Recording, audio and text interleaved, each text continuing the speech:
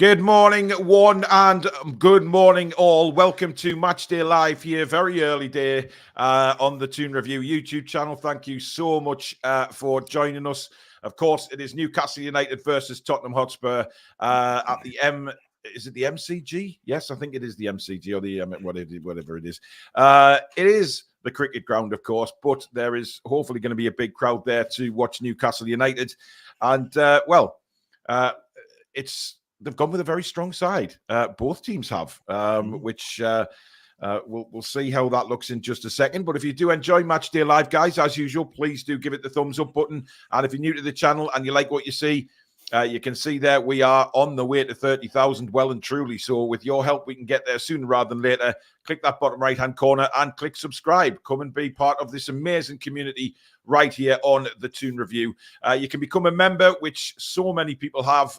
Thank you for all our members for the support on the channel. It is incredible. So I really do appreciate that. We are flying with the memberships. And of course, that is to support the channel. We do give members prizes out as well from time to time as well. So thank you, everybody, for that. Hit the join button if you're not a member already. And of course, you can donate to the channel by Super Chat, which is the $ at the bottom of the live comments. And that will also guarantee your comment to be read out live on the show. Good morning to the Billy Bob. Good morning, and good morning to everybody out there in YouTube land watching us. Fantastic to see you all with us this morning. Unbelievable, really. Yeah, indeed. It says there's only 10 watching, but that is not true. I think YouTube are playing up again with the figures, but never mind. Right, here we go. Let's have a look at the teams, Billy, shall we? Yeah, let's do it. We'll start off with Newcastle United. This is how we line up. Nick Pope in goal. Kieran Trippier, Joe Linton, Isak, Barnes, Kraft, Hall, Almiron, Anderson, Byrne, and Bruno. So it's a very, very strong side, Billy. It is indeed, but I'm sure we'll be contractually obliged to kind of put a strong side out. Both sides have done so. Yeah, that's as strong as we can get, really.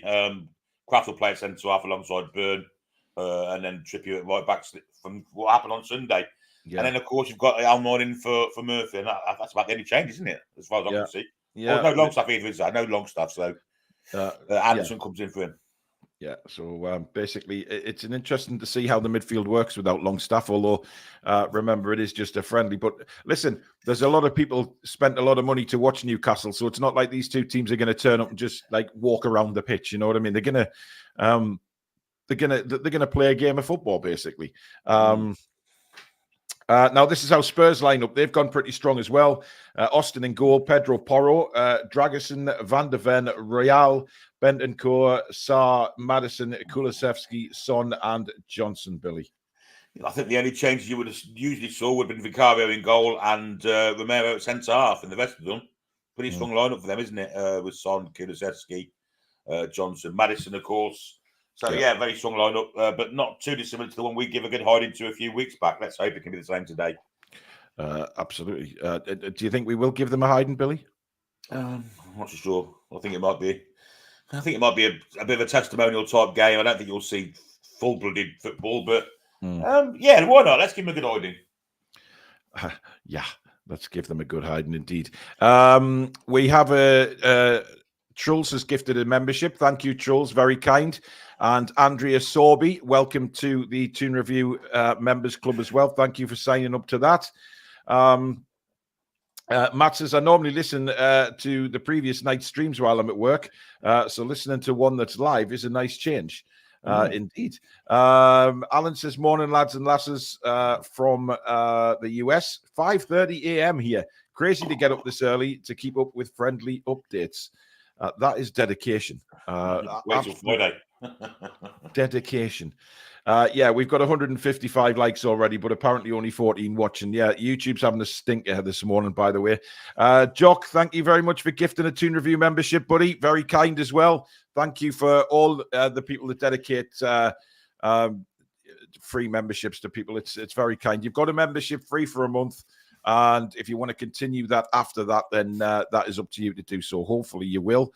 Ian A., who's been a member now for nearly 2 years on the channel. What a brilliant time of day to have a game. Hey, it's not bad. It's not bad. Good evening from the Philippines. Let's win this friendly game with Isak and Bruno with 1 and a 2-1 win. How are the lads? Baz Down Under's going for a 2-2, Billy Bob. Yeah, not a bad prediction. I'm guessing we're going to see a lot of change at half time. Well, we might, but we might not either. We don't know what to expect, really. Xena Warrior Housewife, good day, Paul and Billy. All good. Juju here for a big Toon win. Indeed. We've got a super chat from Shirley Rick. Thank you, Rick.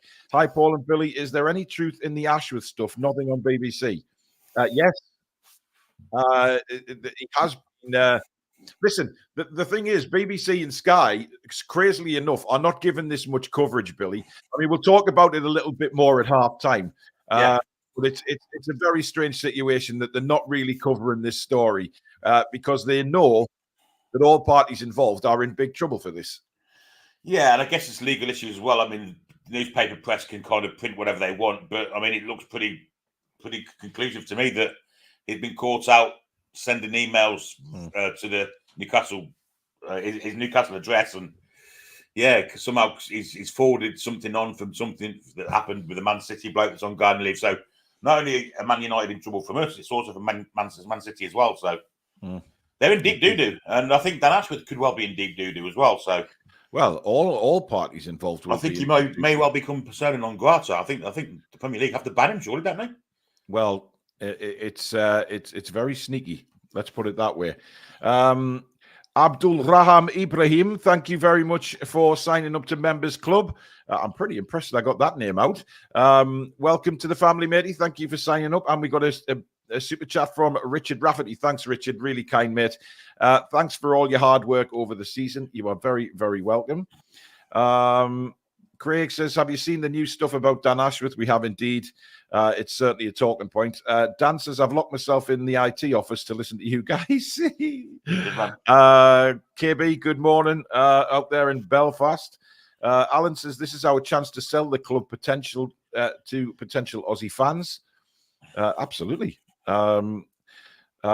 Please don't ask for any streams. We can't do that, even though it's pretty much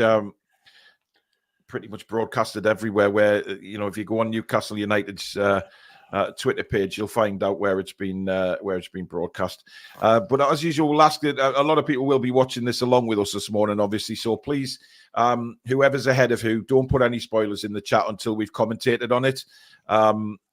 We should be all pretty much level, to be honest, if we're watching it in the same place. Morning all. Let's just hope for fun, free flowing football, no injuries, and of course a Toon win. I mean, that comment before, Billy, about selling the potential of Newcastle United to the Australian fans.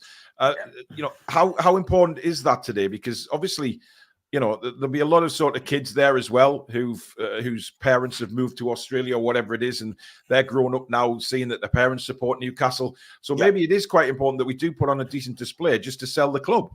Well, it's a huge market, isn't it? The oceanic market, if you like.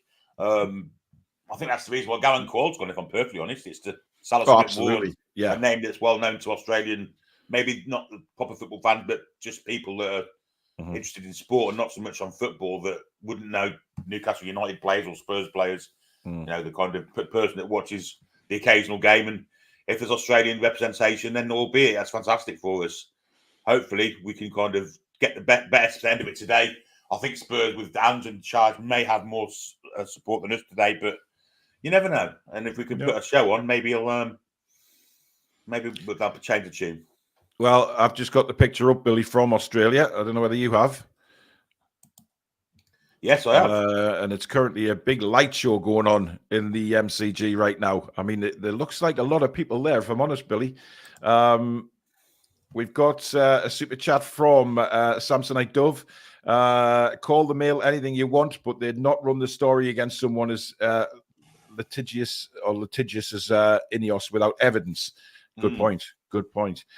Geordie Rick, another super chat, says, forgot to put this channel has really helped me get through a bad couple of years.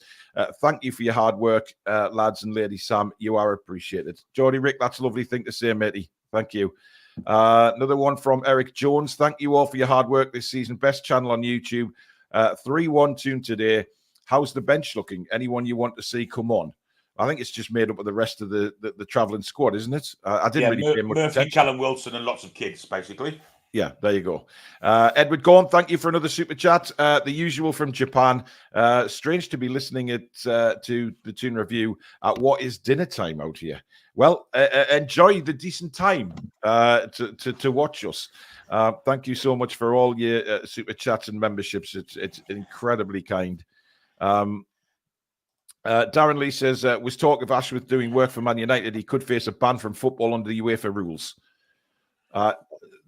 Well, I would assume so, Billy, because like I say, we'll go into it in a bit more depth at halftime, but, he could be basically facing quite a lengthy ban, I would assume, if he's been an absolute idiot. Liam Rayner, thank you for your membership for a month, celebrating his first month as a member. Thank you for the quality content, guys.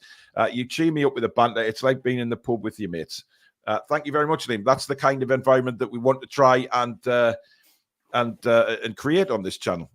It still says we've only got 10 watching, Billy, but we've got more than 10 in the chat. So YouTube's having a stinker this morning, guys. But thank you, everybody, for joining. Please do subscribe if you're new to the channel, bottom right-hand corner. Mark Smith, thank you for your super chat. Morning, gents. Working with you both in the background. Hope to hear some good outbursts. Much love to you both. Thank you very much for that. There's a lot of Spurs fans in there, Billy, as well. But as I said, there's a lot of kids there. Loads of black and white shirts as well. Yeah, I just saw a daft in a Liverpool shirt. Yeah, well, there you go. But it's brilliant for the. I mean, we complain about the time, the timing of this tour right at the end of the season. But to be fair, this is an opportunity for a lot of the Australian fans who wouldn't get to see them live in the flesh. 100%. Yeah, it's fantastic for them, isn't it? It's very dark there, isn't it? I can't believe how dark it is. I know it's night time, but still. Yeah, Billy, the floodlights aren't on yet, mate. They're just having the light show at the minute. It's on and off. Don't worry. Oh, there you go. Yeah. Don't worry, mate. Wow, got ones in the crowd. Rafiad Benisian says, giving timing will be good timings for Asia, Japan, Korea, Eastern Japan, Indonesia, big area as well as Australia. If we smash Ange, it'll open eyes. Oh, yes. Of course, Ange being the Australian manager of Tottenham. Yeah. Omar says, Paul, remember that invite to Glasgow for a curry is still open? Omar, I ain't forgotten, matey. Don't you worry about that. When I am next in Glasgow, I will be knocking on your door, or the restaurant, sorry, for a curry. Found the channel on TV. Didn't even know I could watch it. Awesome. Well, there you go. Anna, good morning. Looking forward to listening to the game. Thank you, Anna.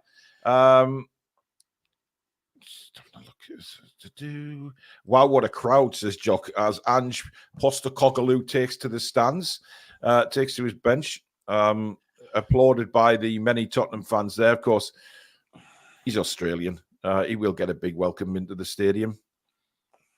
It's weird. Really I mean, it is. It's weird though, looking at a cricket ground with a football pitch on it, isn't it? They've done it cleverly, obviously, with the sponsorship boards around the side to make sure they get that kind of football atmosphere. Anoy, thank you for your super chat. Watching phone in my drawer at work. It's a sackable fence. Everyone taking a chance this morning. Absolutely right as well. All the pies. Thank you very much. Just DM'd you on Facebook some juicy gossip. Oh, excuse me, Billy. Yeah, you have to look at that. I certainly will. Bear with us a second. There's lots of black and white flags flying around. I think war flags have managed to get out there. Private chat. Oh, there's some interesting news, Billy, but but I can't broadcast it yet because private chat. Put it in private chat quick. Okay.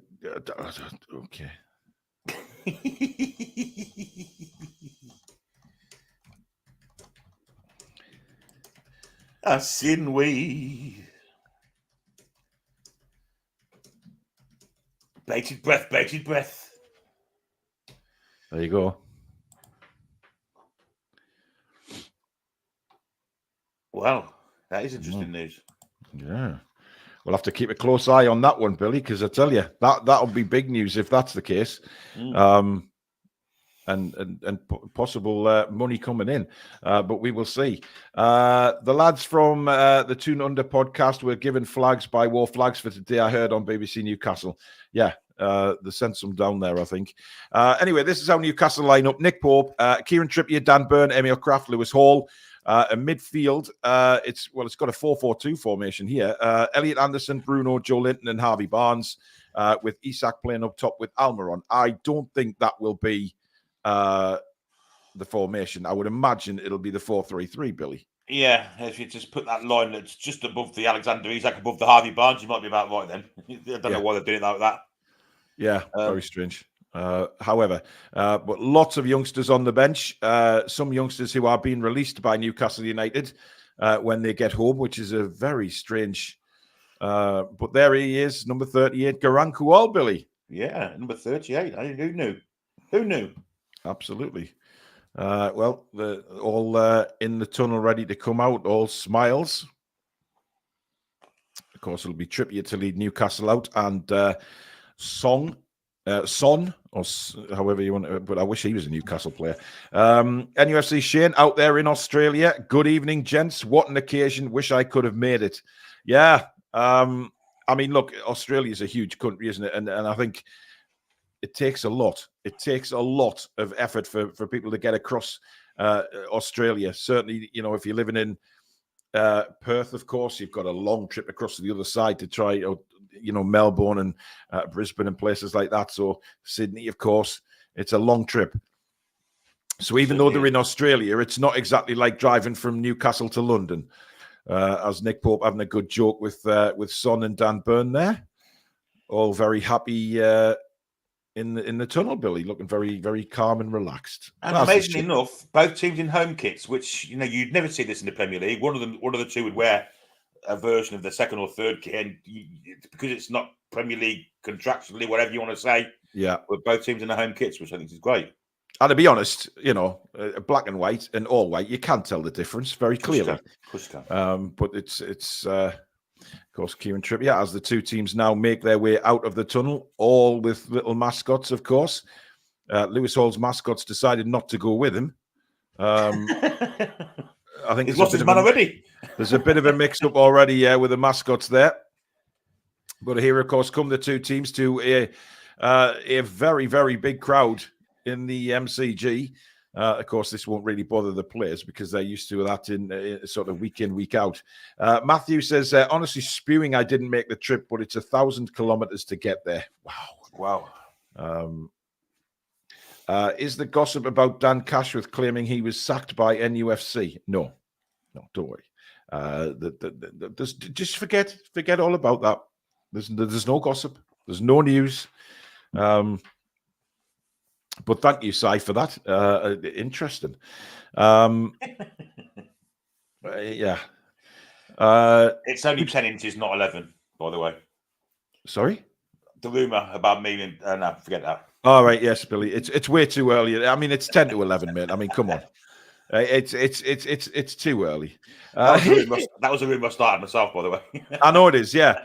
Well, according to YouTube, we now have 17 watching, which is brilliant. We've probably got, well, I don't actually know what we got watching now because it can't tell me, but we've got a lot. So please do subscribe if you are new to the channel. Bottom right-hand corner, we've had a few subscribers already today. Thank you so much and welcome to the channel, guys. Nobody's triggered Bruno's release clause. It's nothing to do with Bruno as we're looking at James Maddison, all smiles there. And there is the main man, Bruno Guimaraes. Lady Sam is in the chat, everybody. Thank you for your super chat, Lady Sam. Come on, lads, share the gossip. I will share it with you later on. You know, we are Baz Down Under. There is not 20 watching, mate. There is a lot more than that. YouTube is having a bit of a castor this morning. But by the way, we are not in the know. We are not an in the know channel, and I certainly won't be putting news out about anything. So, you know, unless the club confirm anything to us, that's when we put our news out. It's as simple as that, and that's how we always will be on the Toon Review, Billy. There was news today, though, that I think Craig Hope reported that Tosin's close to signing for us, which is a fantastic thing. Yes, and he's not going to go to Manchester United. They thought they'd had him signed until delivered, but it looks like he's coming to us. Good on James Maddison, by the way, spending time shaking all the mascots' hands as well. That's nice to see. I'm hearing rumours that Poch could be coming to the Toon. They asked Bruno what he thought, and he said, "Fuck that, Eddie Howe's Barmy Army," says Darren. It's a strange managerial merry-go-round at the minute, to be fair. There's, I'm staggered that Chelsea have sacked Poch. Well, I am and I'm not, because Todd Bowley's clearly lost the plot. To get that team where they finished, I think Poch has done an incredible job. But obviously, Bayern Munich jobs available as well, Billy. So that, Manchester United could become available. Brighton is going to become available. There's a lot of, Poch to Brighton wouldn't necessarily be such a bad thing, would it? I don't think you go there. If I'm perfectly honest, I think I'm not sure, Billy. I'm not sure because Brighton have got potential. There's also Barcelona that could be about to be available as well. I think Poch sees himself as an elite type manager. No, absolutely, yeah. But I think that's not. I'm not disrespecting Brighton. I think Potter will go back to Brighton. Who? Potter. Oh, I have some Brighton fans have said they didn't want him. Now, Angie's given a big hug to that little girl there. I presume he's related to her. Otherwise, okay. Nero Chen, thank you for your super chat. He says, cheers from Singapore. Thank you very much.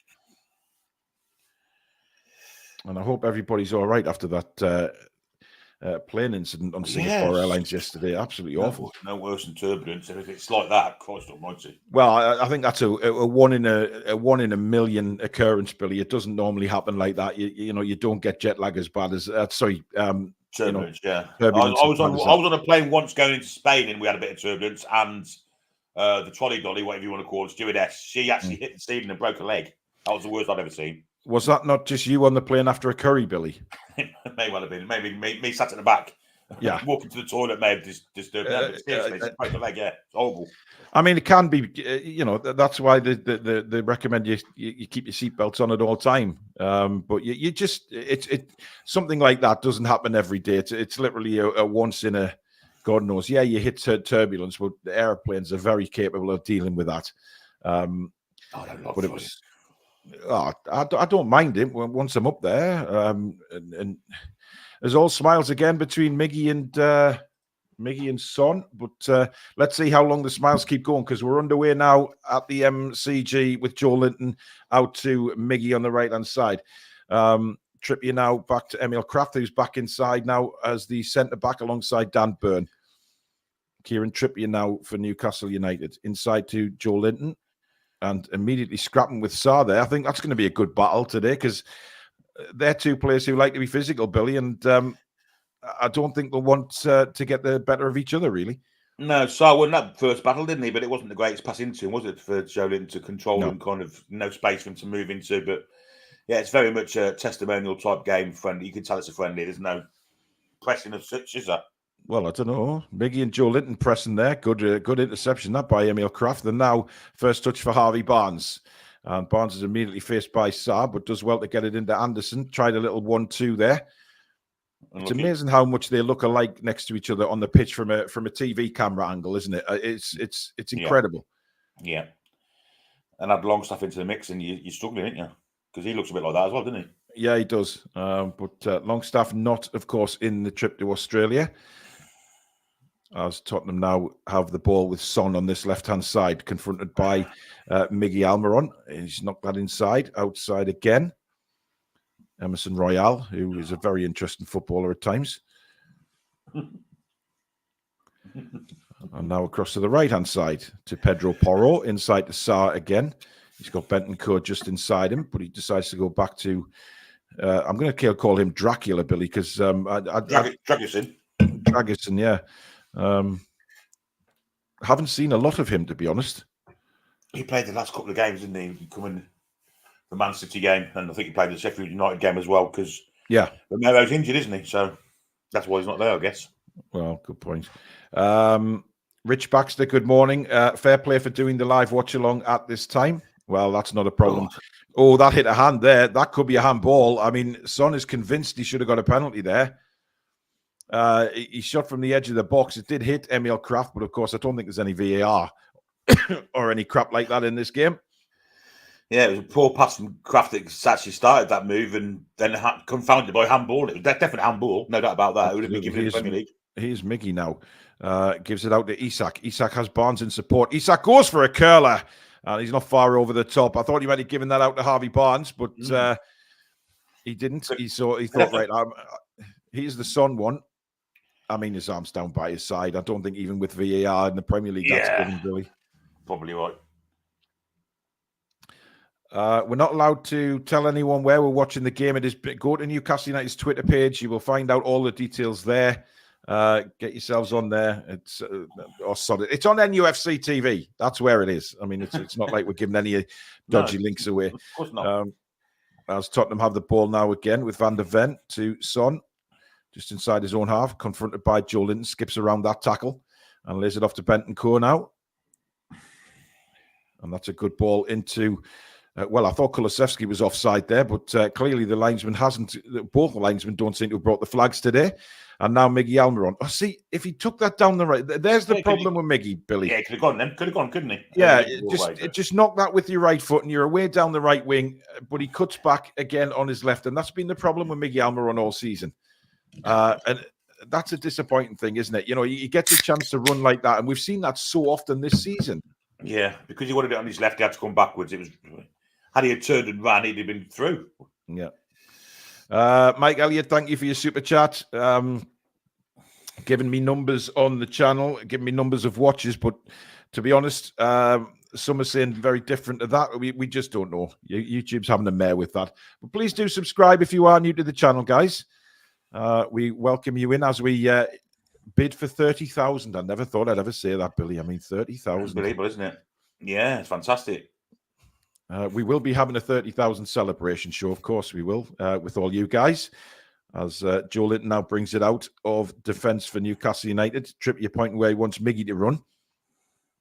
Trippier now has the ball. And again, expecting a run from somebody. Didn't really happen there, but Joe Linton kind of running things at the minute in midfield. But here's Anderson, and he's crashed to the floor and a free kick to Newcastle United. There are a few empty seats out there, aren't there? Yeah, it's not 100% full, but there's a big crowd in there. Yeah, but the upper tier is empty, and there's quite a few empty seats in the bottom tier. But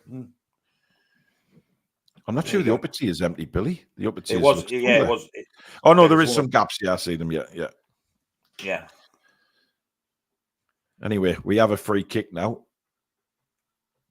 Owl House says NUFC TV won't accept my voucher code. Yeah, some people have had problems with theirs. I didn't. I got straight in with mine, so no problem at all there.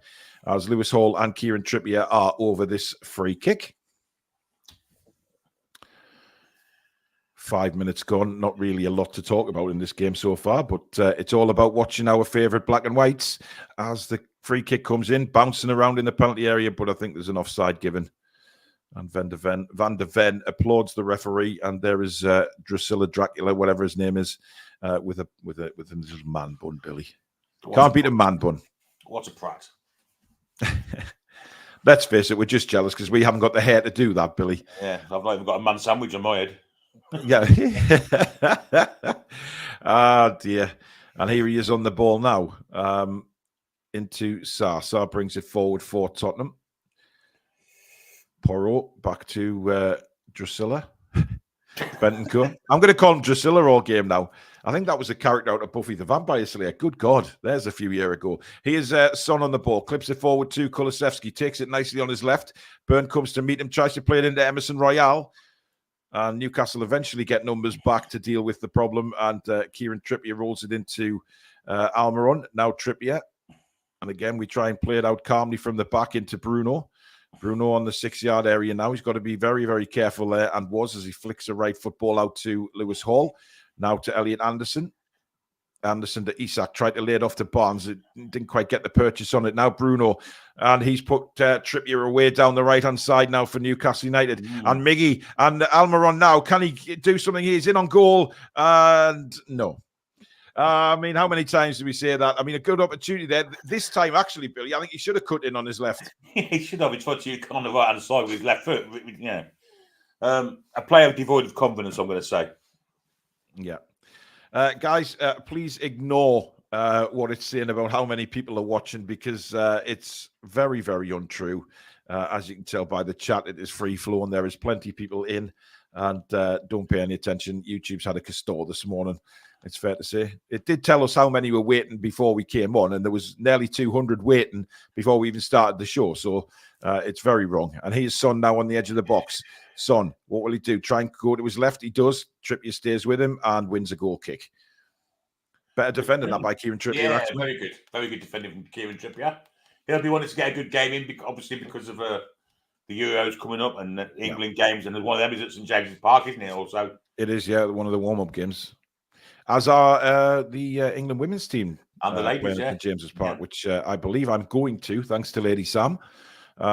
Taking my daughter to that one. So looking forward to seeing the England women.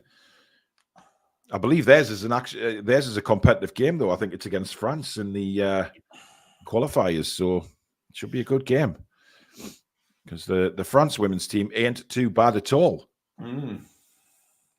Paul Gardner says, is the only way you can watch it on the NUFC website? I believe so. And here's Joe Linton now in the centre circle, holding off Bentancur and Madison. And now it's Lewis Hall sproutly moving forward. Plays a nice ball in for Isak, but the control is not great. And Drusilla tackles him. Bentancur now out to Pedro Porro on the right-hand side for Tottenham. And now Sarr. He's got Madison in support of him. Madison now has a look to see what's available. He's in the centre circle at the minute. Just rolls it across to Bentancur. Out wide now for Porro. Now the camera's gone to focus on Isak there. I'm not sure why when the match is in play, unless he's carrying some sort of knock there. I wouldn't have thought so, though. Son, nice ball into Kulusevski. That's the second time he's managed to do that in this game. But really good play by Dan Burn and good strength. Come on, Nick. His shirt. I mean, Dan Burn's shirt is literally ripped off his back there, Billy. Yeah, I thought Nick Pope may have come and claimed that, but he didn't. And he was obviously confident in what Dan Burn was doing. Well, I think Burns just realised he's got a gaping hole in the back of his shirt now. Glad you said that. As Bruno, he tried to go across the Trippier. Not the greatest ball, that from Bruno. And Emerson Royale collected it for Spurs. Madison now skips around Joe Linton. James Madison looking to try and work an opening for Tottenham. He is Sarr. He will go left now to Son. It looks like Kulusevski's actually playing as the striker for Spurs, Billy. He's a false 9, isn't he? Yeah. At least he's not a false 10, Billy, as Mr. Bruce used to play, of course. False 11, all of them. False football team, yeah. Dear me. Here is Madison again. Good play by Newcastle United. No way for Tottenham to get through here at all. Bentancur again looks for space. He's only got Porro out on the right-hand side here. Johnson made a run, but I don't think Johnson's touched the ball for Tottenham in the first half so far. As Tottenham have been forced all the way back here, and it's Van der Ven in the centre circle. Nice bit of pressure that from Newcastle, because they just kept Tottenham out, but that's a better ball. I mean, Royale didn't seem in any real hurry to get to that. A little bit of a jog from Emerson Royale, but here's Bentancur to Madison. I mean, let's be honest. These two teams will want to do something for the fans. They will want to put on a show, especially with the amount of fans that have turned up. Here's Son on the left-hand side. Again, back to Bentancur. Lots of possession here for Tottenham. Plays it out wide for Brennan Johnson. He flicks it, for Pedro Porro. Kulusevski is robbed by Lewis Hall. Now Barnes. Barnes has done well to find Elliott. Back to Lewis Hall now as Newcastle play out from the back quite well there. And Bruno showing his little Brazilian-esque skills there. And Anderson brings it away very confidently out of his penalty area. And then gives it to Joe Linton. Luckily gives it to Joe Linton because it wasn't the best ball. But now Kieran Trippier. And once again, Miggy is on the run down the right-hand side. Send it. Running against Van der Ven. Cuts it back now for Trippier. He shot himself, didn't he? As soon as the defenders got near him. Yeah, I was like, dear me. Joe Linton to Isak. There's space on the left-hand side. If Newcastle can work this across here, Barnes is in acres of space. He is, yeah. Pedro Pony's nowhere near him, is he? No, but they don't. They go back to Emil Kraft on the halfway line. Kraft plays it out wide to Trippier. Kraft was closed down very quickly by Son there, but managed to get the pass to Trippier eventually. People saying that that we need to keep Miggy because he works hard. I mean, that's not a reason to keep a footballer. Like, you've got to have something to give as well. Yeah. And now Trippier, lovely ball. And Miggy plays a nice ball down to Joe Linton now on this right-hand side. Joe Linton to Trippier now. Newcastle trying to work and open. A nice ball inside for Isak. Isak lays it to Elliot Anderson. Anderson scoops past 3. Back to Bruno. Little 1-2 with Anderson. Now back to Emil Kraft. Very reluctant to give it out to Harvey Barnes there again. I mean, he's standing in acres of space again here. He has been for the whole move, really, and it's been going on for like 2 minutes, this move. Well, he's finally got the ball now from Lewis Hall. Inside to Bruno straight again. away. No, he didn't, no. No, he didn't. He didn't. Have faith, Billy. Have faith. That's a nice bit of play. And Lewis Hall now down the left-hand side for Newcastle. Can't get the ball into Isak. And it did eventually come off, I think, the heel of Lewis Hall, and it's gone for a Tottenham throw. I don't think Harvey Barnes... Yeah, Harvey doesn't quite agree with that. But never mind.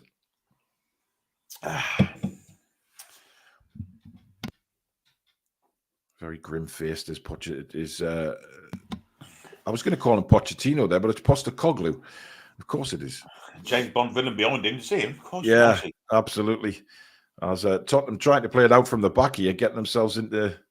he looks like a mafia boss, him, but there you go. He is Son on the halfway line.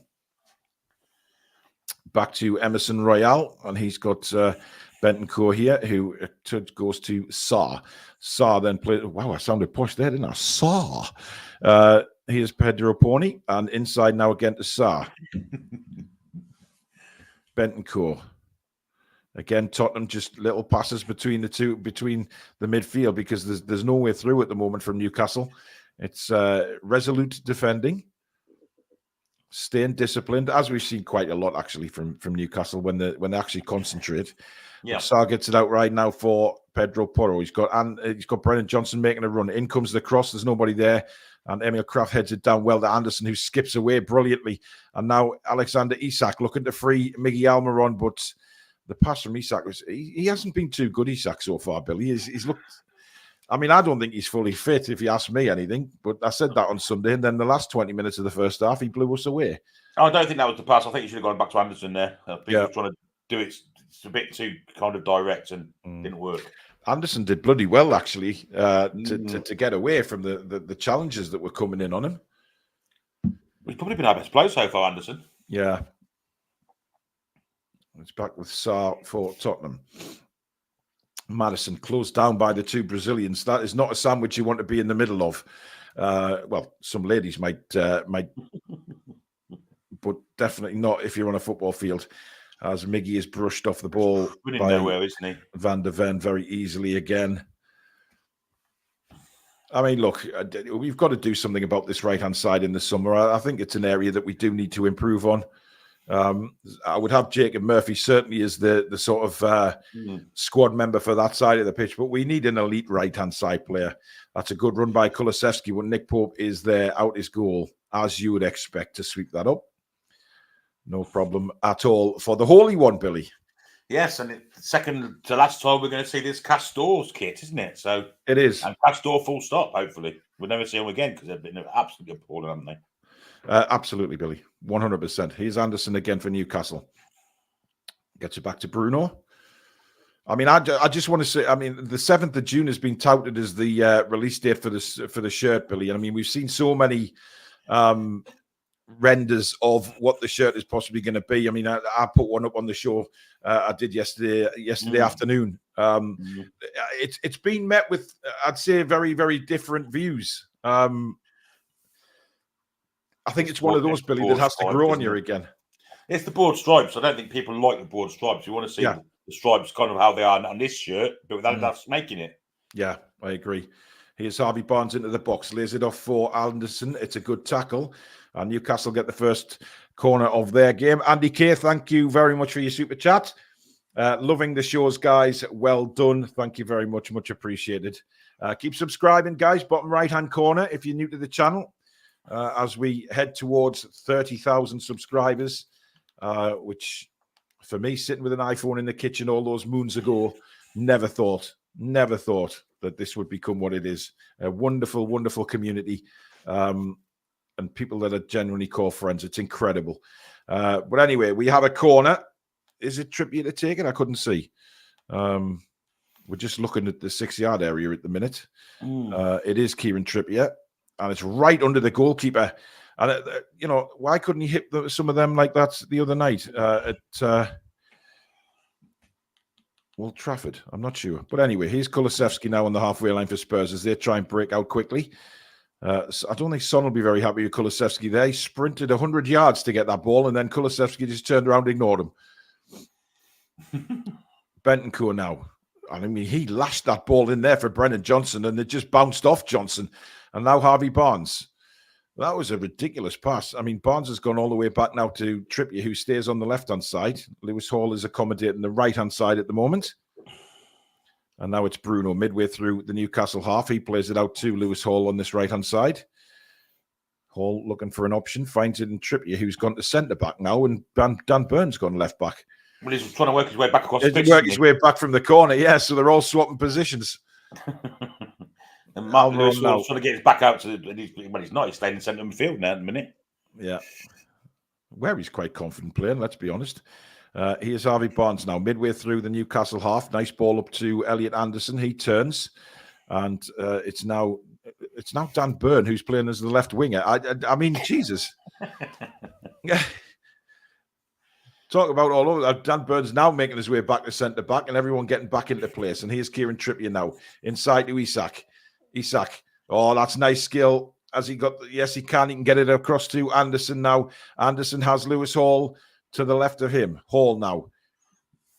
Incidentally, I mean, look at Isak, Billy. I mean, Joe Linton's really took the centre forward position there. That looked offside, but no whistle. Clipped in now to Isak in the box.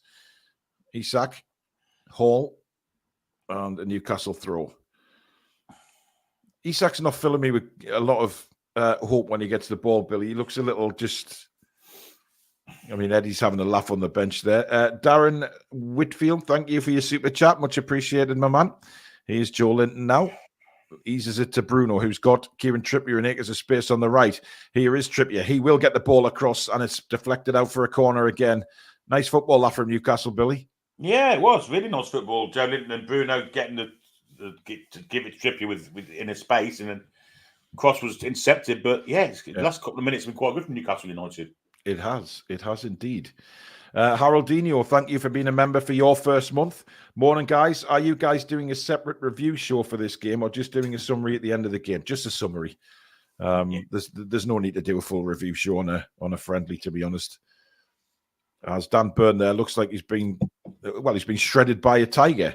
If you look at his shirt, Trippier's cross comes in towards the back post, headed away, and now Tottenham may well get a break here with Kulusevski. He does have men bombing forward. And again, he hasn't used that. He's decided to go back to Van der Ven. And I kind of took the sting out of that counter-attack for Spurs there. And here's James Maddison now on the centre line and lays it off. Little 1-2s going on all over the pitch here. Sarr now for Tottenham. Just over 20 minutes gone. Still goalless at the MCG in Australia. If you just joined us on Matchday Live right here on the Toon Review. I don't think any goalkeepers made a save yet, to be honest. I can't remember. I don't think they have. Which will probably disappoint the fans around the stadium that they haven't seen any real goal action. But we may see something here from Tottenham. Oh, good defending by Emil Kraft. Really, really alert there to come out and deny Emerson Royale what would have been a tap-in, really. Oh, that's awful from Trippier. That's a terrible ball out. And we're in trouble here. Maddison with a shot, and it's a couple of yards wide of the post. We've seen a few little balls like that from Trippier, haven't we? This season, where he's tried to play the ball out like that and just give it away. Yeah, dare I say it, he's probably slightly over the top now, isn't he? Yeah, I'm surprised actually that he was called up into the England squad because on form. Having said that, I mean, lots of the players in that England squad aren't on form, but I think he's going to play left back as Dan Burn now makes a change to his shirt. And at the moment, he's wearing it like a crop top. That's a little tight getting it on there, Dan, son. Well, it's a Castore shirt, isn't it? Well, yeah, he'd be sweating as well, and trying to get a Castore shirt on when your body's sweating is impossible. As Kraft brings it out for Newcastle, there's it to Trippier trying to go down the line to Almiron. It's blocked all the way back to Emil Kraft. He sends it long to absolutely nobody, and it's picked up by Van der Ven. Haroldinho has gifted 20 Toon Review memberships. Brilliant. Outstanding. That's outstanding, Haroldinho. Thank you so much. That is an incredible piece of generosity, Haroldinho. 20 Toon Review memberships. Absolutely staggering. Have we got 20 in? We have, Billy, yes. We've got chance for Tottenham here, but Sarr couldn't take it in his stride. I think we've got well over 500 in, Billy, to be honest. It's just YouTube's having a heart attack this morning. That's incredible, Haroldinho. Honestly, that is generosity of incredible stature. As Son whips a ball in, and it's cleared away by Dan Burn. That was quite a competent clearance by Dan Burn, actually. It was a really good block. Son is taken down by Trippier. And they have a bit of love making there before the stand-up. All right, guys, get a room. Jesus Christ, it's only a foul, man. God, dear me. I mean, there's no need for all that cuddling, is there? Sharing the love, aren't they, them two? Yeah. I mean, it was the usual sort of Trippier foul, but then they sort of lie in a very compromising position for a few moments just to get a rest. Could actually get arrested. Never mind arrest. But never mind. I saw your message come up in the chat there, Billy, and I'm thinking, wow. But I realise you're with me. Burn can head, but often clears it to an opponent, to be fair, says Trulls. Yeah, he does. Son is taken down, and I think he was looking for the penalty there. Trippier says no.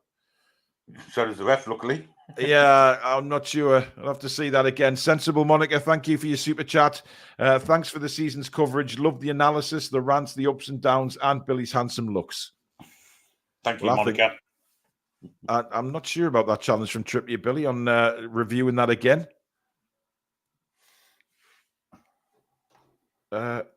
Surely not. Well, it's saying that Haroldinho is now gifted 30 memberships. I don't know if that's an error or not, but Haroldinho, whatever you have, don't. Thank you. Just thank you a million times. As Dan Burn clears the area for Newcastle, and finally Barnes has got a little bit of space to run into. Sarr came sliding across, got nowhere near. Johnson then takes out Harvey Barnes, but play goes on because it went to Lewis Hall. David says Maddison has really declined since going to Spurs, but I'm sure if he'd had Eddie instead, he'd have brought out his potential. I think he's more of a Newcastle player, in my honest opinion. Yeah, I was disappointed we didn't get Maddison. I think Maddison could have made a very big difference to our team. It hasn't been great since Christmas, though. Since he had the injuries, but he's took him a while to get back from the injury, hasn't it? But I agree with David about the fact that, working under Eddie Howe, we know what Eddie Howe does for players. Whether you like some of his managerial techniques or not, one thing you cannot deny, Billy, is the fact that he's got a wonderful talent to bring these players to the next level. Yeah, well, no one gets worse under Eddie Howe, that's for certain. Yeah, it's all about improvement, isn't it? And every single player on that pitch has improved under Eddie Howe. Well, except for Harvey Barnes, maybe. I mean, Barnes is yet to sort of. Well, he hasn't had a chance, has he? I think Barnes has got a lot to prove, but the likes of Miggy's probably sort of, done what he can. There's no further improvement in Miggy, or maybe Longstaff for that matter. There's certain players there who maybe haven't got that next level in them. Joe Linton certainly did. There's no doubt about that. As Kulusevski now on the edge of the box, crowded out very well by Joe Linton. Joe Linton is an absolute tank. He just puts his body in the way, and thou shalt not pass. It's as simple as that. Good play from Lewis Hall as well. Really good play. The referee has stopped play here because I think there's an injury to Joe Linton. And he's holding his left knee. I think that's just an impact injury, to be honest. I don't think there's anything serious going on there. Oh, you know how Joe likes a bit of physio treatment, doesn't he? Well, it's around Joe Linton time now, isn't it? Just 27 minutes. I don't know whether StreamYard's having a freak out here, Billy, but it's now saying that Haroldinho's gifted 40 memberships. It doesn't say that on YouTube, to be fair. All right, well, we'll go off what YouTube says. But thank you, Haroldinho, anyway. I think StreamYard's just freaking out a little bit. I think you gave 20, Billy. Yeah. I think so. But anyway, Haroldinho's there saying, not sure if I have gifted 20. Says it was, but only says I paid for 10. Well, God knows, because YouTube's freaking out this morning, Haroldinho. But whatever it was, matey, thank you massively. It is very, very much appreciated, of course. But do keep subscribing if you're new to the channel, guys. As we can see, it is creeping up there. See what we can finish on today, of course, as we bid for 30k. As we're looking at that penalty incident again. Son played that quite cleverly. You know, Trippier didn't really move. I don't think there's a penalty there, Billy. Straight into him, isn't it? Yeah. I don't think Trippier was very happy with that from Son.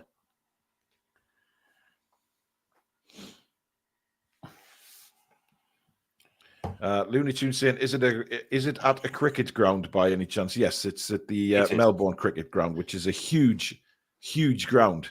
Yeah, the Shane Warne stand obviously is one of the famous stands there. The Shane Warne was absolutely a darling of the Melbourne, wasn't he? That's where he's from. Yeah. Such a shame about him. So young as well, dear God. Lived his life to the full, didn't he? Oh, absolutely. Yeah, he had a great life, but I think he had a lot more to offer as well. As Tottenham try and work this, but Newcastle competently playing out from the back again. Now here's Bruno, right hand ball looking for Elliot Anderson, flicked it back looking for Lewis Hall. He's not there, and Sarr makes a charge into the box. It comes to Maddison, can't get the shot away. Newcastle just crowding them out, Billy, as soon as they get the penalty area. But I'd like to see a bit more attacking from Newcastle, to be honest. Does Tottenham come again? Kulusevski into the box now on the right hand side. Looking for that layoff. Back now to Bentancur. He goes left to Emerson Royal. Royal has Miggy Almiron to deal with in front of him. Plays it all the way back to Sarr. Sarr looks to pull the trigger. Does. It's deflected and nicely into the arms of Nick Pope. I thought when I took a deflection there, Billy, Pope looked rooted to the spot, but in fact, he was just standing waiting for the ball to land at his feet. He knew where it was going, didn't he? Yeah, absolutely did. As Bruno now brings it forward for Newcastle. Again, lots of space on this left-hand side. Plays it out to Lewis Hall. He's got Elliot Anderson in front of him. Barnes in a more central position. Hall makes a run into the box, flicks it on to Harvey Barnes. That looks like offside to me, and it is indeed. Barbara, thank you for being a member for 28 months. That's incredible dedication. Thank you. The reason this channel is so popular is that it is the best Newcastle channel on this earth. Well done to the TTR crew. Thank you, Barbara. Much appreciated. Slightly unlucky to be offside there, but we had half an hour, Billy. But we haven't really. No goalkeepers made a save yet. It's not been the greatest game. It's what it is. What it is, I guess. It's the end of season fair. Yeah. Players have travelled all that way to play a game of football, or two games in our case. And I think we're getting what we kind of expected. Really, it's not going 100%. Let's be honest. No, but this is Son in the box now to Maddison. All the way back to Emerson Royal now. Bentancur can't control it. Oh, Brennan Johnson won a 50-50 there. The two Newcastle players backed out of. Oh, that's awful from Pope. He's given it straight to Maddison, and Maddison's in, and Maddison scores. That is awful, awful, awful, awful from Nick Pope. Something he will want to forget very, very quickly. And Tottenham have taken the lead. Yeah, that was disgraceful from Nick Pope, really, wasn't it? I mean, again, I mean, we've been hammering Dubravka, but that was terrible. Yeah, that's Nick Pope's Achilles heel, isn't it? Kicking the ball. Yeah. It's just not his forte at all. But I mean, I don't know what he's even trying to do there. First shot of the game goes in. He's tried to give it to Almiron, and Maddison's just said, "Thank you very much." It's a wonderful finish from Maddison, to be fair. Oh yeah, it's terrible, isn't it? I mean, it's dreadful. And then didn't even dive trying to stop it. Newcastle claiming that Maddison handballed it. I mean, when he first controlled it, it sort of hit his foot and bounced up onto his hand. But you're not going to get that. I mean, that's just awful. I mean, he's hit it straight at Pope, but he's palmed it into, he's fisted it into the net. Yeah. Trolls, thank you for being a member also for 28 months. Incredible dedication. Hope we keep Minty at the club instead of buying a new right winger. And this is my favourite channel and has been since the Bruce days. Keep up the good work. Thank you, Trolls. Well, unfortunately, we are behind. I mean, he was trying to just pass it out to Almiron there, and I don't think he saw where Maddison was.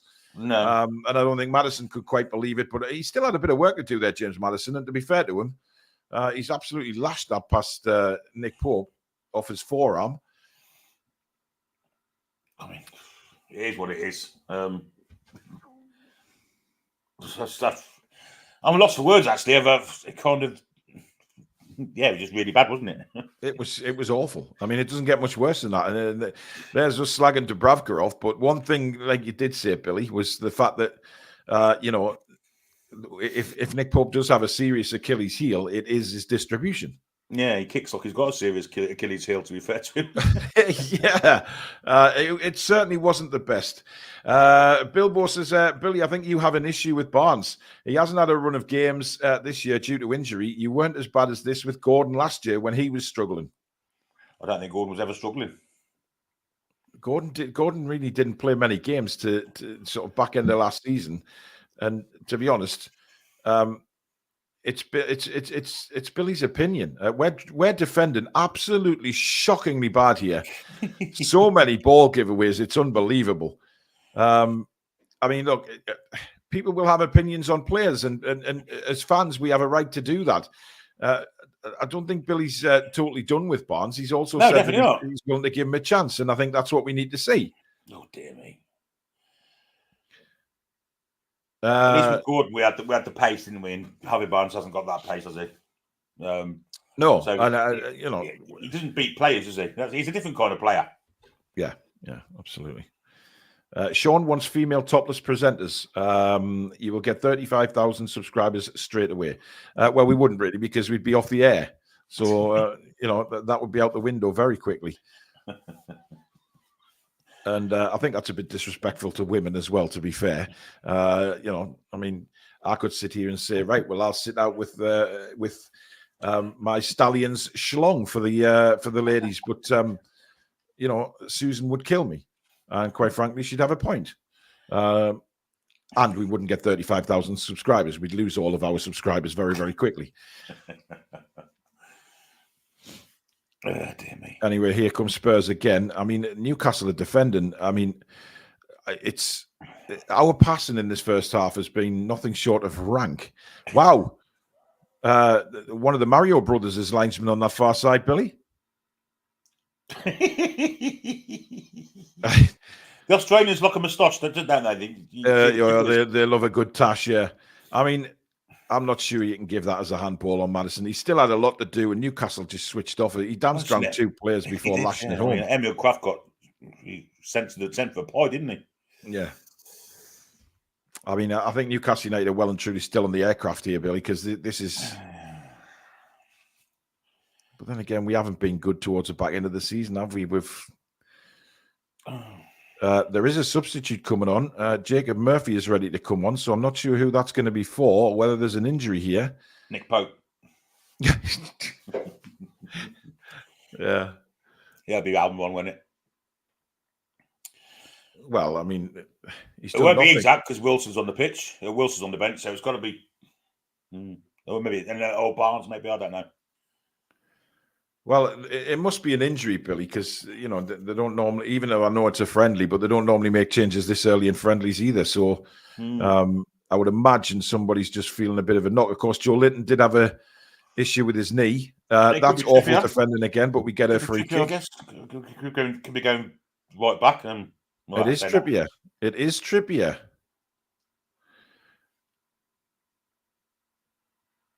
That's interesting. Well, so maybe this is with the Euros in mind. He's not limping or nothing, is he? He doesn't look. He certainly doesn't look uncomfortable, does he? I mean, maybe you're right. Maybe. So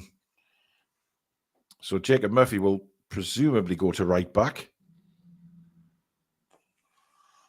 He has indeed. And immediately Newcastle are on the bike. Look at Murphy pelting down. That was a push on Joe Linton. But referee's played a good advantage. No, the offside flag's gone up, but the referee's going to pull it back for a free kick. Good referee in that. It was, but very poor from the linesman, to be honest, because I don't think there was an offside there. No, I agree. I mean, Joe Linton made a good break forward. Almiron and Murphy busted good going down the right-hand side. And then we take a short free kick. Why? I'm sure that referee served me fish and chips last night. Well, I thought he served me a hot dog in New York in 2006, Billy. Ian Chilvers, thank you for being a member for 16 months. Thank you for your dedication to the channel. It's incredible seeing all these long-term members who have signed up for membership and stuck with us. Absolutely incredible. Thank you very much for all your support. Really do appreciate that. Oh, that's a good W from Son now. It was. Ian says, I know it's nothing game, but any chance of a shot? Love this channel. Keep up the great work, lads. Yeah, I mean, I know it's just a friendly, but the Newcastle fans that have turned up for this game that live in Australia be looking at this thinking, Jesus, it is as bad as we've seen on TV. Very disjointed. And we've lost the ball again. And Tottenham coming at us again. Kulusevski tries a very ambitious left foot strike from miles out, but it was blocked. But Tottenham get the ball back again. I mean, I think they were right before us, didn't they? Maybe the jet lag's not as prevalent in them as what it is in us.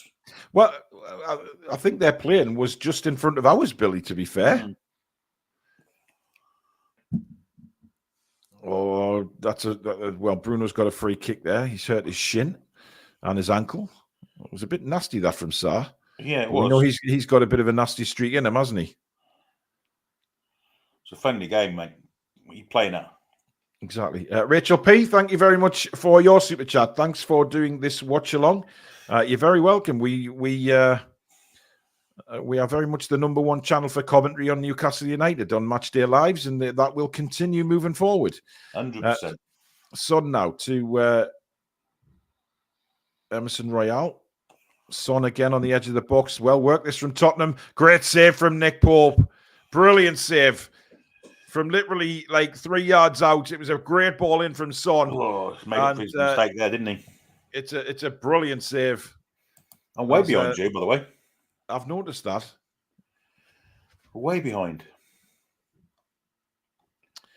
Well, that was a great save. I mean, that's as reflex as you're going to get. Son whipped it across. Maddison got on the end of it and almost had his second goal of the game there. Bazza Bush, thank you for your membership for 5 months. Hope you're well. 3-1 to the Toon. How are the lads? Well, that's optimistic at the moment, Bazza Bush, I have to say. Well, that's a pathetic dive from Emerson Royale, and he's got a free kick. Unbelievable. Unbelievable. Porsey Street Henderson says, good day, boys, from Salonika. Or Saloniki, wherever it is. No, it doesn't matter, but be nice to make a show here. I would love to come out there and make a show. And, well, Isak again there just showing no desire to get that ball. And he has a little laugh with Van der Ven, but he didn't show any desire to get that through ball there, Billy. None at all. Never mind. What time you got? 40-48. I'm miles behind. And here is Son. How are you about to be? It's supposed to be. I don't Well, understand. I've got the blue circle now. Oh, dear. Case Ball, thank you for your super chat. Great coverage all season, guys. Predator, hope you're well, buddy, and still recovering. Member for exactly a year. Well, I was going to pay for the 2 games, but pleased I can opt just to listen to the best NUFC channel on YouTube. Love the bones of everyone at the Toon Review. Thank you very much. Jody Maggs, thank you for your super chat. Love NUFC and your channel. Keep up the great work, guys. Thank you very much. What time you got now? 41:29. I'm a couple of seconds behind. Yeah, that's all right then. Yeah, that's fine. Just don't touch it now, Billy. I won't. By the way, keep subscribing if you are new to the channel. As you can see, the subscriber count is going nicely up as we've gone through the first half. Thank you, everybody, and welcome to everybody and all our new subscribers and members, etc., and viewers, of course. Why can't Tonali play? I thought he was allowed to play in friendlies. He's not. Behind closed doors, he is. Behind closed doors, yeah, which I think Newcastle will probably maybe arrange a couple of them once, maybe once the season's even started, because you can't come back till, what, 3rd game, I think it is? We generally play a behind closed doors game against Burnley, don't we? So Yeah, we always have a game against Burnley for some reason. Expect one of them, maybe. Yeah, as Tottenham try to get in again, and Dan Burn just shows the silky skills of Pellier. And look at him! Look at Dan Burn. I mean, on, Dan. Philip Albert-esque as he sprints into the striker's position, and he didn't get the ball. Oh, great play by Elliot Anderson down the left-hand side. Great little bit of skill. Inside to Bruno now. Bruno then plays it over the top, but Isak can't get there. And it remains 1-0 to Tottenham with a few minutes left of the first half. There was a question there I was going to answer in the chat, and I've lost it. Let me see. Oh, yeah. Ashton's asking if Adam Pearson is okay. Well, I spoke to Adam this morning via text, and he's back home and recovering well. So it's good news about Adam. So he is back home and recovering well. It's nice to hear from him. I texted him the other day, but obviously he texted us back this morning. I eat lads, quality show, and I'm listening at work in my office. Told my staff I'm busy on H&S policies, says Marcus. Here's Kulusevski back to Emerson Royale. I mean, Newcastle have been pretty rotten in this first half. I mean, as bad as it comes, and there's Barnes losing the ball again to Bentancur. I mean, this is. I know it's a friendly. Listen, I know, and I know we've travelled a long way, but you'd expect a little more effort from Newcastle, considering the amount of Newcastle fans that have come to watch them. Yeah, I mean, it's not affecting Spurs, is it? They look very lively, to be fair. Oh, yeah, Spurs have played really well. I don't know. Hope we give Kuol a chance. Be nice to see him. Yeah, I'm looking forward to him coming on. I'm watching this on a phone and match on TV. We are absolutely getting gubbed, says Michael. Yeah, Can't disagree. I don't think this is great advertising for Newcastle to get new supporters. We really look poor. I know it's a friendly and all, but would love to see something. Yeah, well, that's what we were talking about at the start of the game, Billy. I mean, we're trying to get new fans, and there's a lot of kids in that stadium tonight, and we'll be watching, wondering who maybe to support in the future. But this is a good build-up here. And Murphy's in on the right-hand side. Murphy across goal. Isak taps it home, and we have an equaliser, but I think he's been an offside. Oh, it can't be Isak offside. It's someone at the far post, surely. No, he's given the goal. Yeah, we have scored, guys. And it is 1-1 now. So let's go and grab the granny, shall we? Because at the moment, she's riding on a kangaroo through the outback.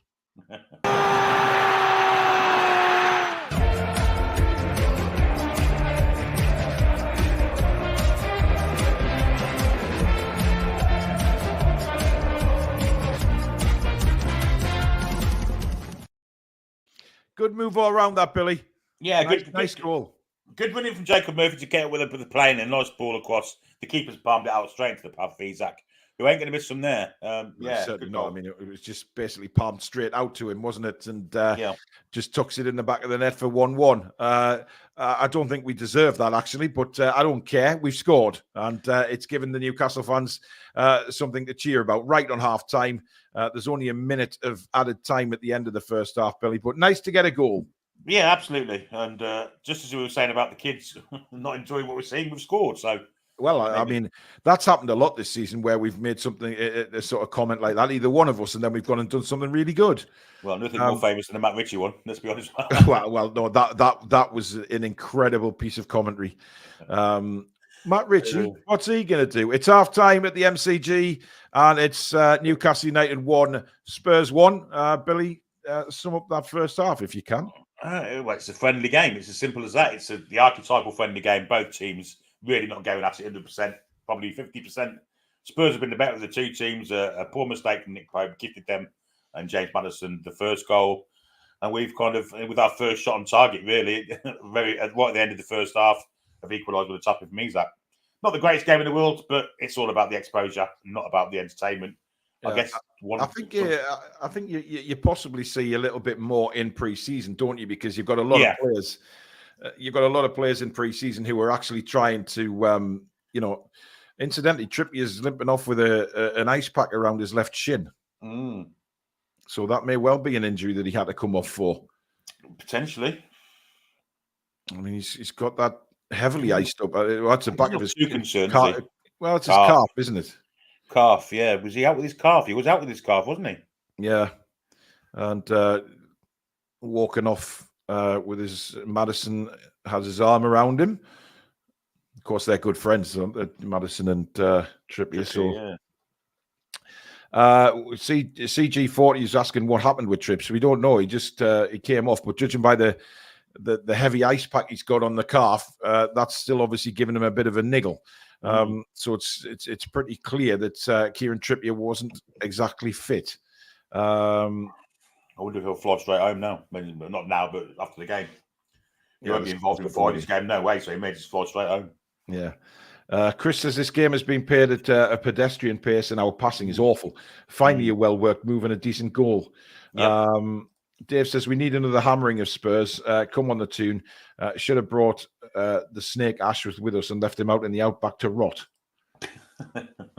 A friendly game as we expect, but hopefully some of the young players get a bit of game time. I mean, the youngsters that'll come on will probably play the game at a little faster pace, Billy, than what we've seen in that first half, because the youngsters will want to prove something. Yeah, they'll be trying to put the hand up in front of the manager and showing him what they can do. May be better for us, actually, but I mean, Spurs have got some youngsters on their bench as well. Yeah, it's going to be interesting to see how they get on. I'm looking forward to seeing Kuol, as we've mentioned. If he can kind of prove himself to the Newcastle fans here rather than the ones out there, because they already know what he can do. Yeah, I think Kuol will come on. He might even start the second half, to be honest, because I noticed there was a lot of shirt swapping going on at the end of that first half. So maybe there are going to be multiple changes. TJ says, pay to watch on NUFC TV, only to find ignorant Aussie commentators heavily biased towards Spurs. Well, you know what you do? Knock the commentary off, listen to us and watch the game. Simple as that. You won't get any of that on this channel. The clowns in the commentary really suggesting that this is an audition for Isak and Tottenham. Really? Wow. Bloody hell, mate. What the bloody playing at? Bloody crazy, mate. Bloody crazy. Sean says, I listen to you lads every match day, all your updates, etc. I'm in Spain. I look at Gibraltar from my balcony when listening to you lads. You are like family. If you ever want to do a podcast in the sun, Sean. I mean, listen, we could be jet setting, Billy. It could be TTR on tour, the amount of offers we're getting here. Yeah, Greece and Spain, European tour. Sean, the email address is in the description, mate. Yeah, drop your details. I mean, hey, I'm open to jet setting everywhere to do podcasts, matey. Wow, should never have sold Manquillo. Interesting, because I didn't actually think Manquillo was too bad for us. I mean, it's kind of speaks volumes. It hasn't brought House Match beyond, doesn't it? Yeah. Lewis Adams says Australia has 9 out of 10 of the deadliest snakes in the world. The other one is on gardening leave.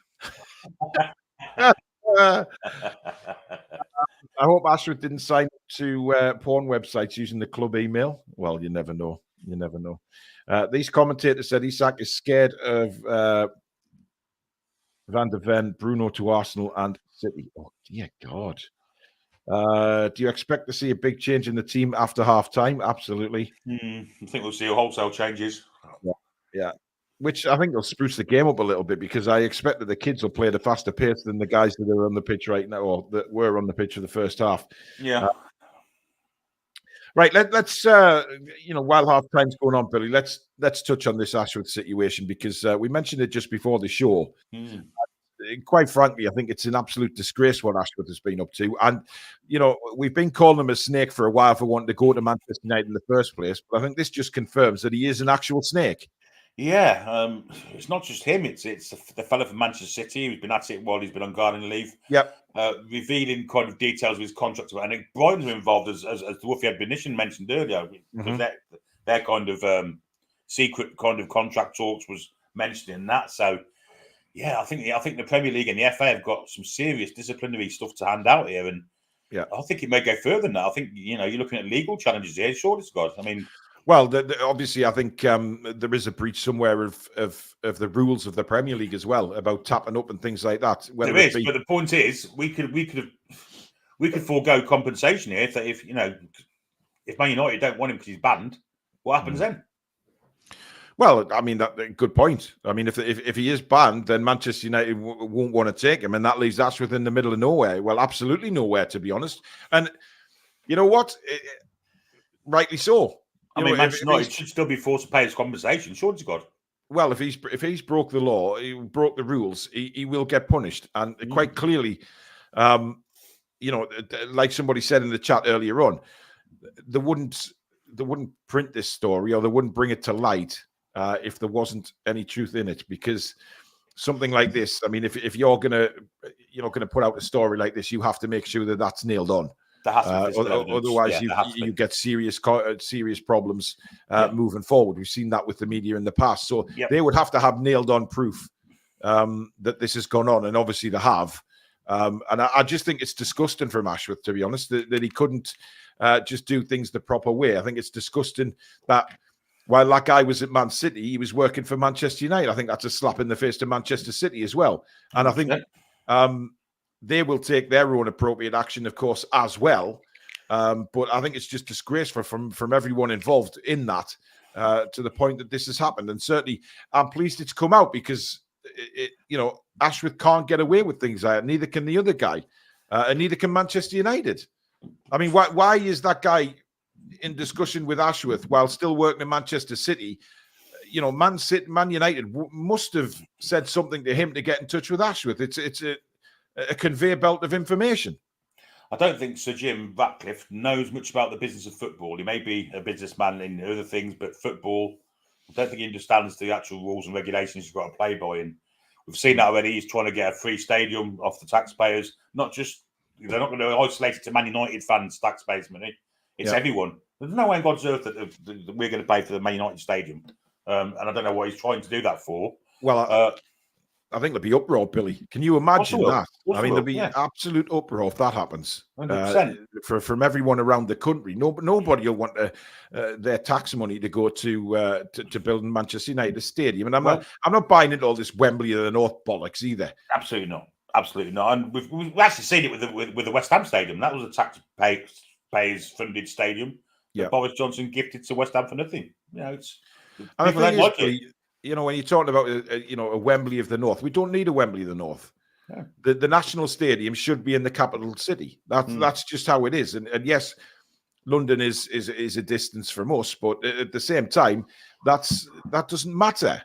It is where it is. There's enough big grounds around the country to have games in the provinces, St James's Park, Anfield, the Etihad, wherever you want to go, Villa Park, Hillsborough.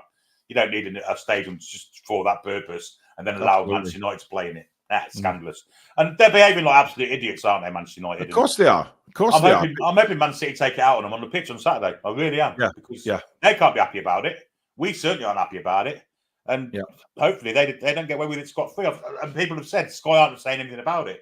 Well, don't forget there's a link between Sky and Ineos with the cycling team who Ratcliffe bought off. And Brailsford, of course, as an ex-Sky employee, is now the Ineos employee, isn't he? So it's very strange, that, isn't it? P. Keith says this has been leaked by the club just in time to piss Man United off for the FA Cup. Well, I mean, who knows? We've got a super chat in from Graham Ritchie. Thank you very much, Graham. The match is poor, but the commentary is as good as ever. Well done. Thank you very much. Thanks, Graham. Please keep subscribing if you're new to the channel, bottom right-hand corner, guys. And welcome to all our new subscribers today on the Toon Review. I've muted MUC TV and listened to the TTR commentary. Thank you very much. Jody says, what did Ashworth do? Sorry if it sounds like a dumb question, but I really don't know. Billy, would you like to explain to there what the problem is? Basically, he was tapped up by the Manchester City fellow that's got in, I think his name's Barada. And Ashworth basically said to him he wants to come before they approached us. And this has come to light because he sent this email that he sent to Barada saying he wanted to come, and other emails that followed before that to the Newcastle United website email address. Obviously, the settings were that every email would go to that address, and he's not kind of changed it. And now there's a big kind of line of emails that confirm this, according to Craig Hope. Allegedly, let's just say that. Yeah, one thing about Craig Hope is, though, he is very, very good at bringing these news stories forward, and he's not afraid to print them. And if he feels something's wrong at the football club, then he will say it. And that's what I quite admire about Craig Hope. I don't agree with everything he prints, but when it comes to something like this, that he feels the fans deserve to know what's going on, then absolutely. Statos in the chat, throw the book at Ashworth and Manchester United, operating with the ignorance and sense of entitlement we've referenced all season. Disgusting club. We want compensation and justice. Yeah, I can't disagree with that. Absolutely. 80s Gamer says, watching the game, but my God, we've been awful. Very fortunate to go in at 1-1, in my opinion. Looking a bit better now. Trippier is being subbed off again. Tend to agree with that. I mean, you generally think that Trippier is coming to a rapid back end of his career, Billy. Yeah, 100%. So, I mean, are you saying Livramento starts for you next season? 100%, yeah, without a doubt. For me, yeah, I wouldn't be surprised if Trippier was to head for passes new in the summer. Wouldn't surprise me at all. Yeah. Chris says the snake that changed his nationality to not pay taxes. Wacky says, has there been any more news on King of Saudi being treated for respiratory illness? I haven't heard anything. No, not me. I'll have to check that out after the show. I mean, I think I'm going to do a news video later on today. And of course, don't forget tonight at 7:00, we've got Howie the Lasses with me and Sam as well. Hopefully, Aaron might join us as well on the show. We'll talk about the Lasses finishing the season and where they go in the summer as well. So lots to come. And of course, the season review tomorrow night at 7. So lots to come. Another Matchday Live Friday morning, TTR Friday. We've got the FA Cup final, Matchday Live. Because obviously we're going to do the FA Cup final because that damn well involves us. So there is already a Wembley of the Northwest, the City of Manchester Stadium, funded by the taxpayer, built for the Commonwealth Games. Correct. Yeah, I didn't think of that. You're quite right. Yeah. JT Toon says we have a Wembley of the North and it's called St James's Park. That's the true North. Exactly. I mean, I don't understand. Manchester's Northwest. It's closer to Wales. Let's be honest. And you know, it's not North. North is Newcastle. It's not to me. I mean, if you're really going to build a Wembley of the North, you build it in Berwick, which is the furthest north town. So build a Wembley in Berwick. Bless the Cottons. Anthony says the types of Ashworth dealings happen often. Just usually they're not as stupid as to do it with their own email.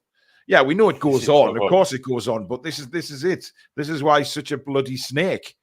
As we just looked at all the Newcastle fans there, retaking the seats for the second half, all in black and white shirts. See some of the old ones there. Brilliant. Yeah, lots of them there. Good turnout, isn't it?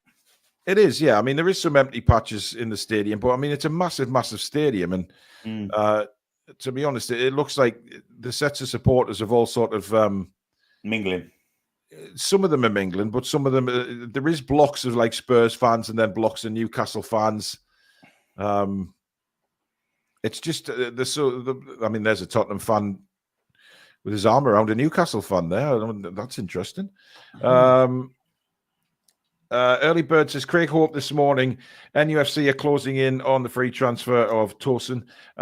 Progress made this week, and barring any late hitches, deals should be finalised in London in the coming days. Yeah, that is a very good bit of positive news, Billy. 100%. Yeah, I mean, him and Kelly coming in frees us money up for elsewhere on the pitch. Tosin's a fantastic defender through the Man City Academy. Callum Wilson's on instantly. Well, what makes it even better is the fact that we've beaten Man United to his signature. And then Goldbridge yesterday, I was hearing saying, "Oh, somebody put the Newcastle favourites to get him," and then he changed his tune to say, "Well, he's not really the type of centre back that we want at Spurs. Sorry, at Manchester United." And I was like, "Give our man, you can't change your tune like that." They don't want defenders at centre halves that can defend at Man United, do they? Yeah. Someone just threw a scarf at Son there, and he nearly crapped himself. He wasn't looking, and it sort of hit him as he was walking out, and he's just nearly absolutely caked himself. But Callum Wilson is on for Newcastle United. I don't know about any other substitutions, but Dan Burn will start the second half, as will Drusilla for Tottenham. Royale is there, Sar's there. They have not made too many changes, have they? Hey, I thought there'd be more changes than this. I mean, I'm not sure what the Newcastle ones are yet, because. Well, they've only got one game, haven't they? So I guess they can kind of go a bit deeper with their first 11. But we've got. By the way, have you noticed, Billy, that Jason Tyndall is not in Australia? I have noticed that. Yeah, just now. Yeah. Even the photos of the coaches going to Erinsborough to visit the neighbours' set and things like that. I don't know whether you've seen all that on social media, but Tyndall's not there. Maybe he's home and away. Oh, dear God. Yeah. Well, Nick Pope's all smiles with Dan Burn there, but he wasn't all smiles when he made that dreadful pass to Maddison. I don't think he was all smiles when he heard the England squad announcement either. It's ridiculous that he's not in it. Well, the fact that James Trafford's there is, I mean, there's two goalkeepers there who are sitting on the bench, yeah. 100%. Tottenham are making 4 changes. Oliver Skipper's one of them. I've got no idea who the other ones are. Well, there's one called Phillips, who looks a bit like Calvin Phillips, but it's not Calvin Phillips. And there's another one. Well, Joe White's on for Newcastle. Callum Wilson's on for Newcastle. Well, I think they're the only changes we've made. I wonder who's gone off. So Bruno's still on. I think Joe Linton's gone off. I haven't seen him come out, Billy. Yeah, he had a problem with his knee, didn't he, first half? So yeah.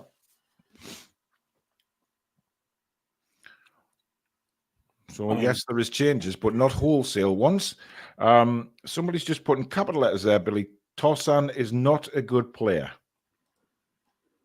Tosan is a good player. Okay, that's why a lot of clubs are interested in him. Anyway, the second half has started. Please keep subscribing, guys. Bottom right-hand corner, if you're new to the channel and you like what you see.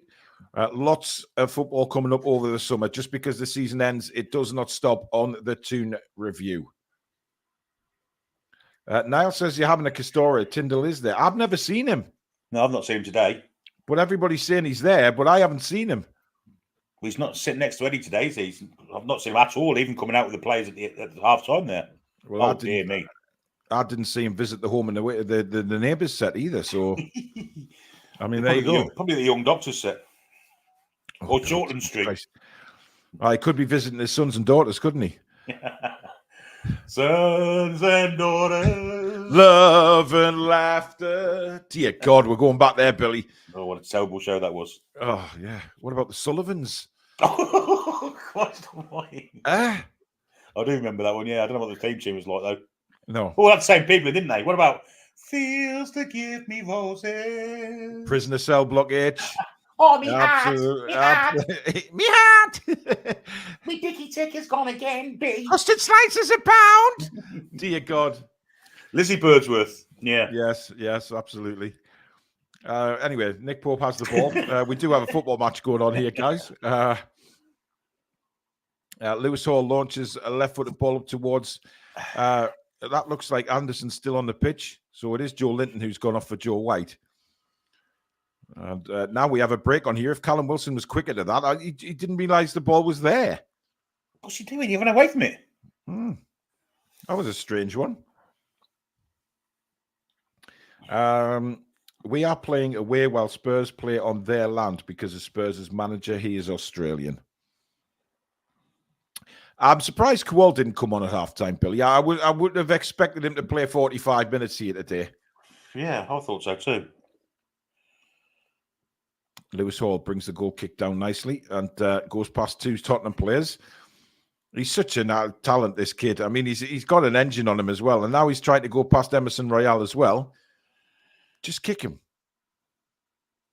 And in comes Anderson. And that's... I mean, Elliot Anderson, I don't think knows how to play friendlies, Billy, because he's just completely wiped Brennan Johnson out there with a very hungry attitude to get the ball. Yeah. He's another one that's trying to put his hand up in front of Eddie Howe, though, isn't he? He's not a first-choice player by any means, but, I mean, he could be. I mean, I think he's a fantastic player.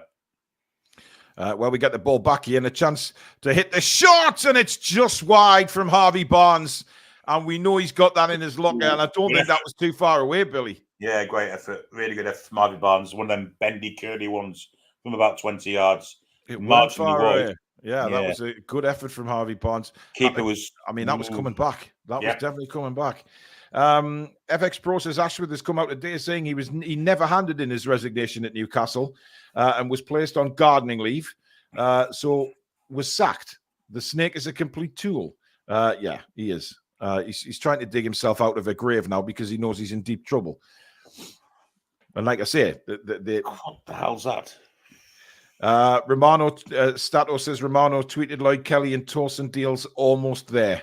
I mean, that's two good signings, Billy. Whether you look at the injury record or not, I don't really care about that, to be honest, because they're coming in as a free. Certainly with Lloyd Kelly, I know he's had his problems, but he's a free transfer. And they're not going to be expected to play week in, week out. It's a squad thing, isn't it? It's just absolutely deep in our squad. Botman and Lascelles coming back at Christmas adds to that. So we're going to have 6 quality centre halves at the club. Well, the thing is, Billy, I was just thinking this yesterday when you and Stato were talking about it on the transfer show. If you look at Botman and Lascelles, not expected to be back till Christmas, there's a chance that they're not going to be named in the Premier League squad for the first half of the season. They'll rename them in the squad in January, because what's the point? They may as well free up two places because they're not going to take part in the first part of the season. Potentially that could happen. Yeah, potentially. A lot of rearranging. That's who got a corner. Yeah, well, look, teams do that though, Billy. If they've got long-term injuries and they're not going to be back till Christmas, New Year, they don't put them in the squad. Some rearranging is doing January, though, wouldn't they? I mean, well, that's not that's what people are paid a lot of money to do, Billy. I guess the likes of Dummett and Richie, if they stay, they've been named and they've been kind of pulled out. Oh, Jesus Christ. You've just put a right downer on this show now. Anyway, here's the corner. It's a short one, and it's Joe White on the ball at the moment. Sees a nice run from Murphy. Good ball, that. And the ball comes across. It's cleared away for another corner. Great heads-up play from Joe White there. Yep. Setting Murphy away down the right-hand side. Yeah, we've started the second half really well, haven't we? We have. Dave says if we get Tosson and Kelly, that frees up money. Get Mamadashvili in, and that is an excellent upgrade to defence and push us to the next level. I have to say he's a goalkeeper who really would excite me. As the corner came in and Tottenham now break away. And Son is on his bike here. Lewis Hall has come across to meet him. But at the moment, they've gone 2s up on Hall and a chance here. But there's Dan Byrne with his size 55s to clear it out. And it's now a Tottenham corner. So end-to-end stuff at the moment. Yeah, nothing more. That's a Newcastle trait, isn't it? We can get hit from our own corners, and it's happened quite a long this season. Yeah, we've done that to a lot of teams ourselves, and now we seem to get it done to us as well, don't we? Which is weird. With Botman, Byrne, and Tosson, that's some serious height in our defence. Yeah. I mean, I honestly think Lloyd Kelly's been brought in as a centre-back, not a left-back, Billy, because I think Lewis Hall's the left-back next season. But it's good to know that he can play there. Yeah. I think we'll let Target go. I think he could be one that's leaving in the summer. Yeah, he just couldn't hit the bullseye for us, could he? That was terrible. I'll move on. It's too early for me to try and think of jokes. Anyway, it's back with the goalkeeper now. From Abbott, number 55 for Tottenham. Kulusevski now. But a bit more oomph from Newcastle at the start of this second half. A little bit more push forward, trying to get the winner. Oh, I'm saying the winner. It's only 52 minutes gone. So Claire says get the free transfers over the line, and Mamadashvili done early. Be great business. Well, Atletico Madrid are also interested in Mamadashvili, so it's not just a straightforward thing of us getting him, but But these are the teams that we are obviously going to have to go against time and time again, Billy, to get these elite players through the door. And we're going to have to take on the likes of Madrid and Barca's and Man United's, Man City's, etc. That's just where we want to be now. If Atletico Madrid buy him, I mean, I guess we could go in for Oblak, couldn't we? He's another fantastic goalkeeper. But he's getting on a bit, isn't he? He's been around a while. I don't know how old he actually is, but yeah. I think he's been around a while. I mean, there's no getting away. He's a fantastic goalkeeper. Niall says get Ketchbaya to have a word with him. Yeah, potentially. He was a bigger. Ketchbaya was the biggest nutcase you'll ever see playing for Newcastle, and even more so than bloody what's his face, Asprilla. I mean, he was a genuine nutcase, Ketchbaya, and I'm surprised if he's not in a Georgian prison somewhere. Anyway, here's Bruno. Nice bit of skill from Bruno to get away. Can he lay the ball off? No, that's going to be a free kick, and I believe a booking. We have a yellow card, and it's Oliver Skip. I mean, I think Bruno could have played that ball a little earlier, to be fair. Because I'm not sure who it was, like, careering down the left-hand side. All he had to do was just give him the ball, and he was away. But, you know, he sucked him into the that would have been an excellent ball into Callum Wilson there. Spurs now try and play it out, but Sarr getting himself in a little bit of a pickle, and then it's launched. Christ, that's almost in the outback from the goalkeeper there. Completely sliced the ball, and Newcastle lose the ball from the throw-in. Not great. And Kulusevski brings it away for Spurs, but Miggy half asleep there, and that makes a nice change. Great interception from Joe White. Now Miggy again, but he's lost the ball again. Oh, dear, Miggy. Oh, dear, oh, dear. I mean, Joe White did a lot of hard work there winning that ball, and then Miggy just gives it straight back to Tottenham. What's Miggy actually doing there? He's supposed to be playing wide right. I don't know. As Tottenham come forward again, the youngster could have had a shot there. Oh, that's nice. But then an awful. One bit of nice play from Johnson, and then god-awful play from Johnson, and it's out for a throw-in. I don't think Brennan Johnson Ketspy is the national manager of the Cyprus team, Billy. Did you know that? He certainly was. Yeah, he's been a good manager, actually. You know, he's managed a Greek club as well. I was kind of friends with his wife on Facebook, and when Billy? When Pardew left, we were trying to get her to get him to apply for the job because he was quite good at the time, quite promising manager. Wow. And he was up for it as well. To me, he was up for it. Hey, you learn something new every day. Friends with his wife on Facebook, I mean. Katerina Ketspire, lovely woman. Mm-hmm. Okay, Billy. Loved Newcastle United, as Tamuri did, and still does. Well, yes, he loved Newcastle. I'll never forget that goal he scored when he kicked the living shit out of the advertising boards. I mean, he lost his head there, didn't he? Palace. I think it was against Palace, wasn't it? Yeah, it was at St James's Park, wasn't it? When he just went absolutely batshit crazy. What a guy. Gill about to come on, I think. Yeah. But Tottenham have got an opportunity here. Terrible pass from Bruno. I can't see the ball for the Seagulls, Billy. I mean, there's so many Seagulls flying around that stadium right now. Well, this wouldn't be happening if Sunderland were playing there, let's be honest. Yeah. They feel a bit safer in the stadium than they would with the Mackhams. But here come Tottenham again. It's whipped across. Great defending again, this time by Emil Kraft. Losing the ball again in stupid areas of the pitch, Billy. Yeah, Bruno twice did it, to be fair. You know, it's not a case of that's a great pass from Lewis Hall. Barnes has done really well there again, and now he's set Joe White away down the right-hand side. Barnes has come over to help him out as well, but he lays it back to Jacob Murphy. Back to Bruno. Bruno's got options here, and free on the left now is Elliot Anderson. Takes it down. Anderson's got Lewis Hall in support. Anderson jinking and jinking and jinking. Lewis Hall. I mean, Anderson had a chance to whip the ball in there, but he chose not to. But he's got the ball back here again, and he definitely fancies a run against Royale. He's nutmegged him, but good covering by Drusilla. I just need to point out that's not his real name, by the way. That's just something I've named him during the match because, well, he looks like kind of a chance here for Bruno, and it's straight at the goalkeeper. Better stuff that from Newcastle. Yeah, it certainly is. We've done quite well for second half. Joe White's impressed me. Yeah, he's done well. Made a few good runs. Al House saying that Ashworth is playing the victim, bleating that he was effectively sacked by Newcastle. What a weasel that Diggy Dan is. Well, I think have these emails come around before he was put on garden leave? Bruno's been given the captain's armband, which is concerning for me. Why?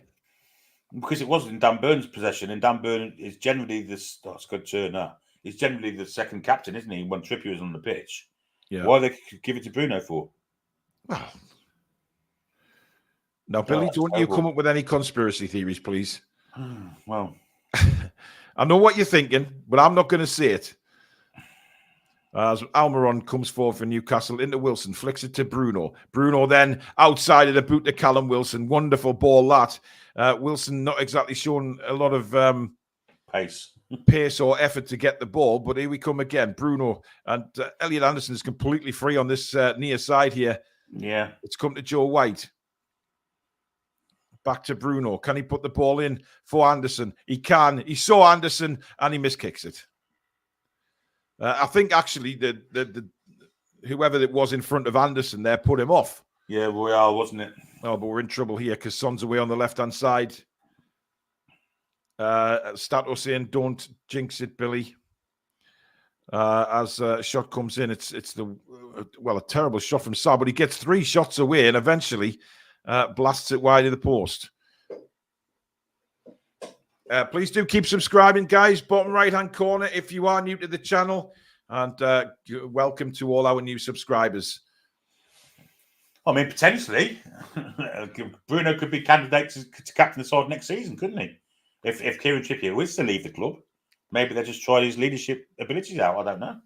So now you're trying to dig yourself out of a hole by saying that. Well, I've thought of an alternative. He's having a bit of an audition for the Newcastle United captaincy. Well, if Trippier isn't here, I mean, and Dan Burns, Burns. Look, I mean, that could well be the case. Dan Burns may not be a first team starter next season, so would we be going into games without a recognised captain? And now Bruno's got the armband, and right, it's a good point. It's a good point. It's better than the other one I was thinking of. That's for certain. Well, I mean, you've just Dog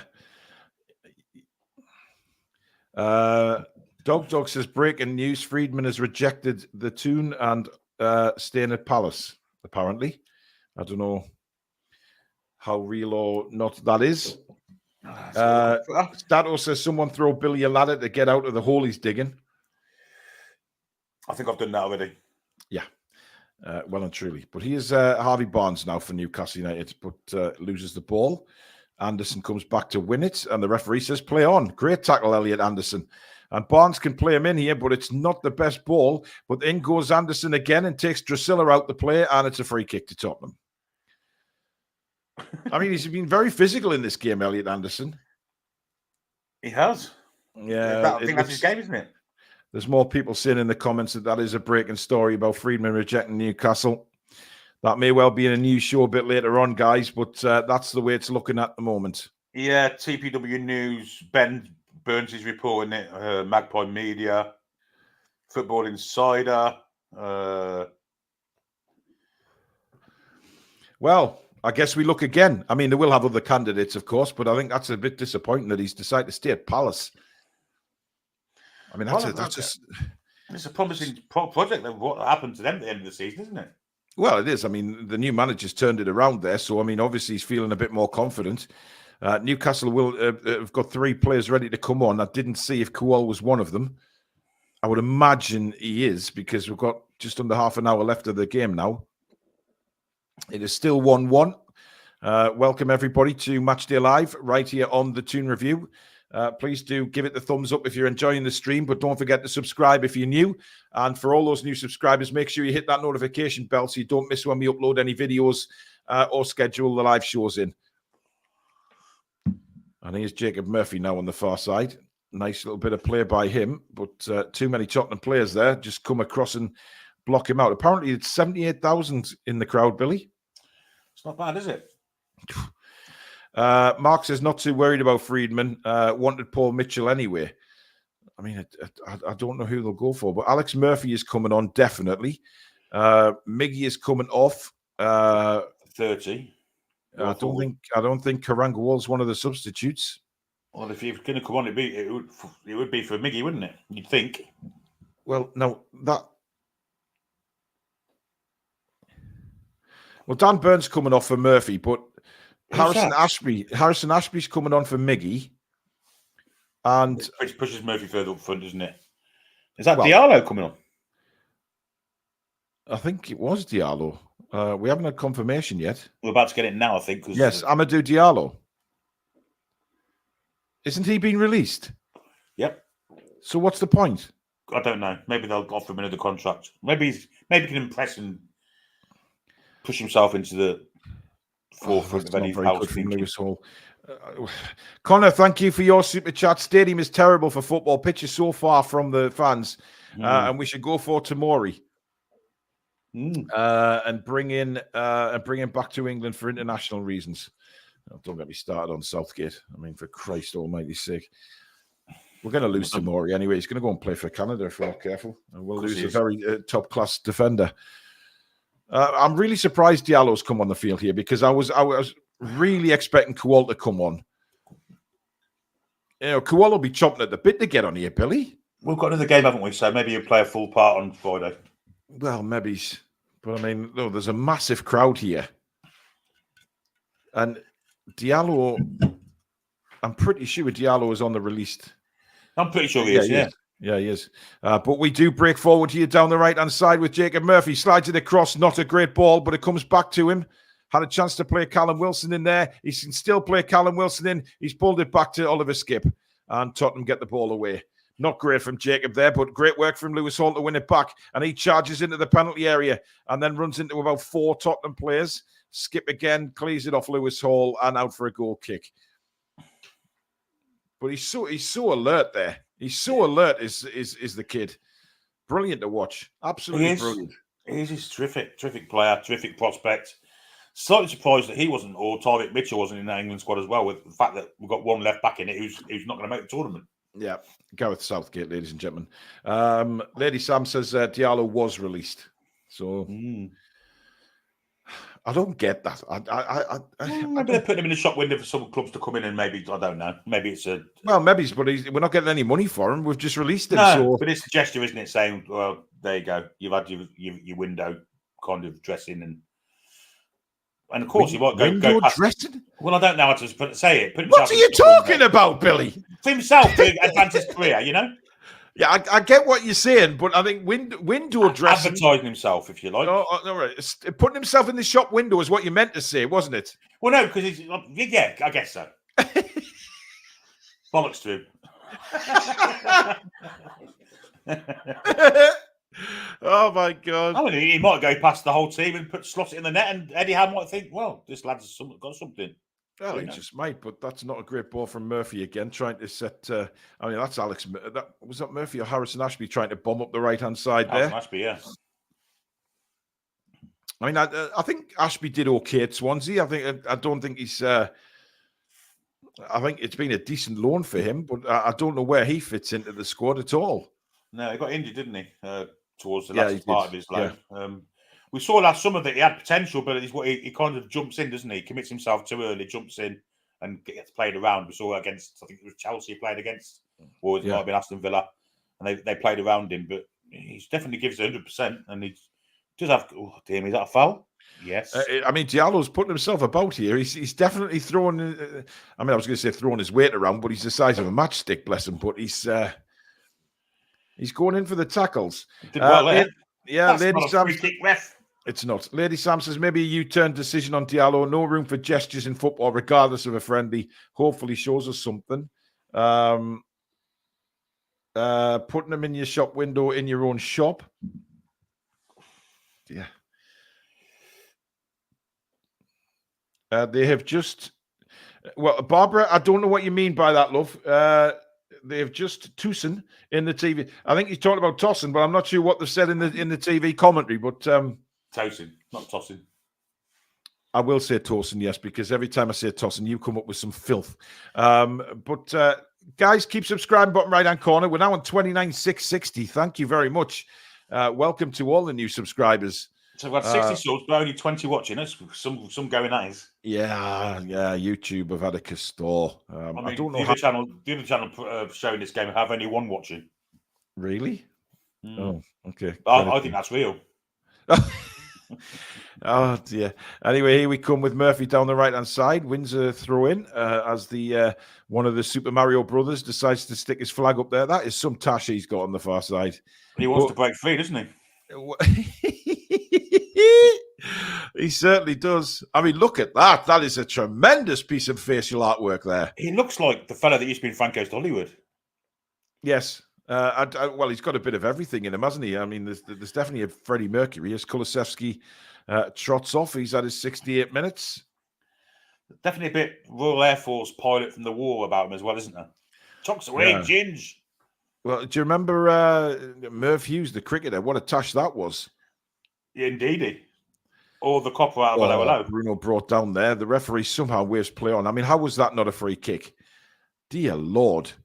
As Anderson plays it out to Diallo, it was a terrible ball from Elliot Anderson. Yeah, it's not the greatest weather in the UK today, but it is peeing down in Australia as well, if that makes anyone else feel any better. Giorgio says they might be trying to help the young lad get a club. They put a lot more effort to help Matty Longstaff after he was released. They don't seem to just throw them to the dogs. Good point. Yeah. Good point. Very good point. That was the point I was trying to make, but failed miserably. Well, I think we're about to see Garan Kuol, Billy. I'm pretty sure I've just seen him ready to come on. Yeah, I think you're right. Andy K says, I love Billy's crack. I'm shocked.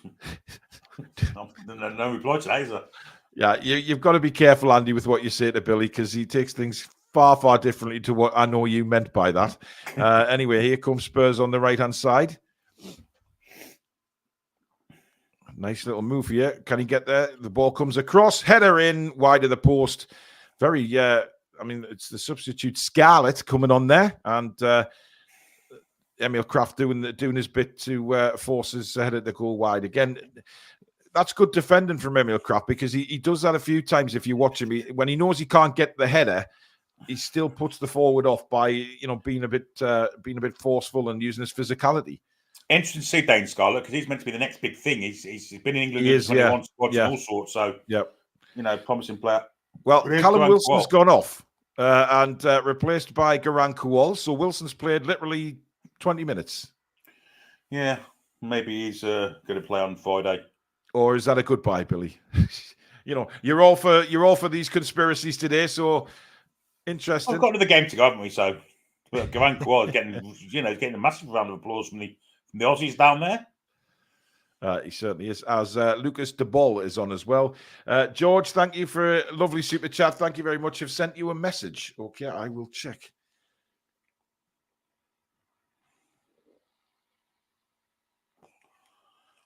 I mean, the Aussie cameras are going to be focused on him for the whole game now, I think. Oh, bloody hell. Give my love to your wife, George. George's wife hasn't been too well, been in hospital. So Hazel, get well soon. And George, keep your chin up, but stay in touch, buddy.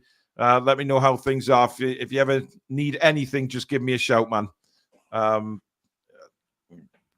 Good friend is George. And I know his wife's not too well. So give me a shout if you need anything, mate. But thank you for that super chat as well.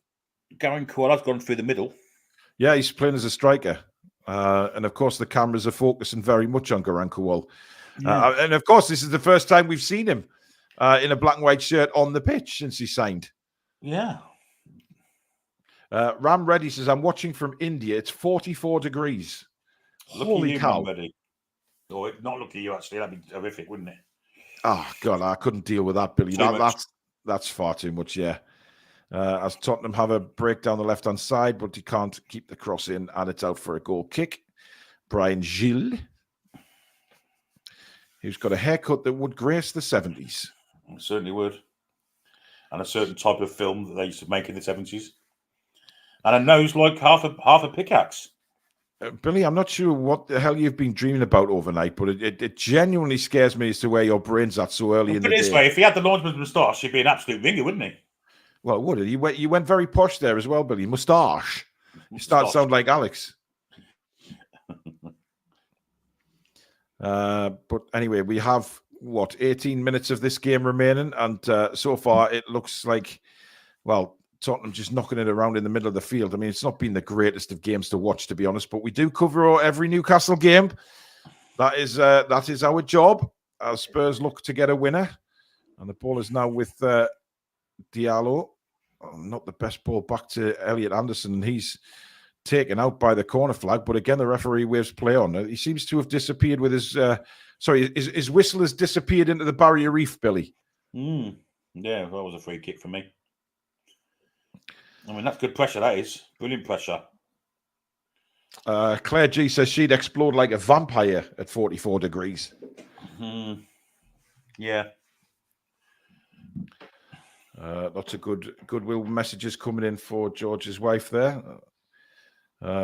He hasn't been able to watch TTR for a while because of it, but he is a big member of the channel. Diallo seems to have the touch of a rhino. Why are we playing Friday, says Poker Patter? It's not on the Forza schedule. It's against the A-League All-Stars, isn't it? So I think it might well be. Oh, Tottenham are in here. Great tackle. Brilliant stuff from Alex Murphy there. Last-ditch tackle to save a goal because they were in there had he not made that tackle. There was 3 against 1, weren't there, in the middle? But we know what Alex Murphy can do. We saw how good he was in the, of course, in the friendlies in pre-season. Another one that really play left back, isn't he, as well? I think he might see him step up to the. So we're going to have 6 centre-halves plus Alex Murphy. Yep, we're well covered. As Royale wins a corner off Lewis Hall, as Tottenham try and make a late press to get a winning goal here.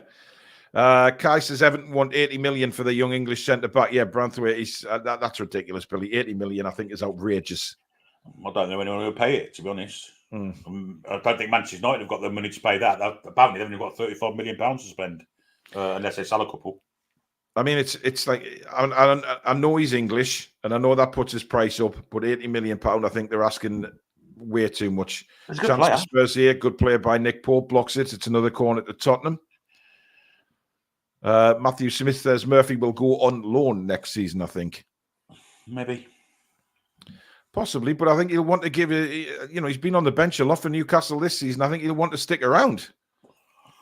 I mean, it depends, what sort of conversation he has with Eddie Howe, of course.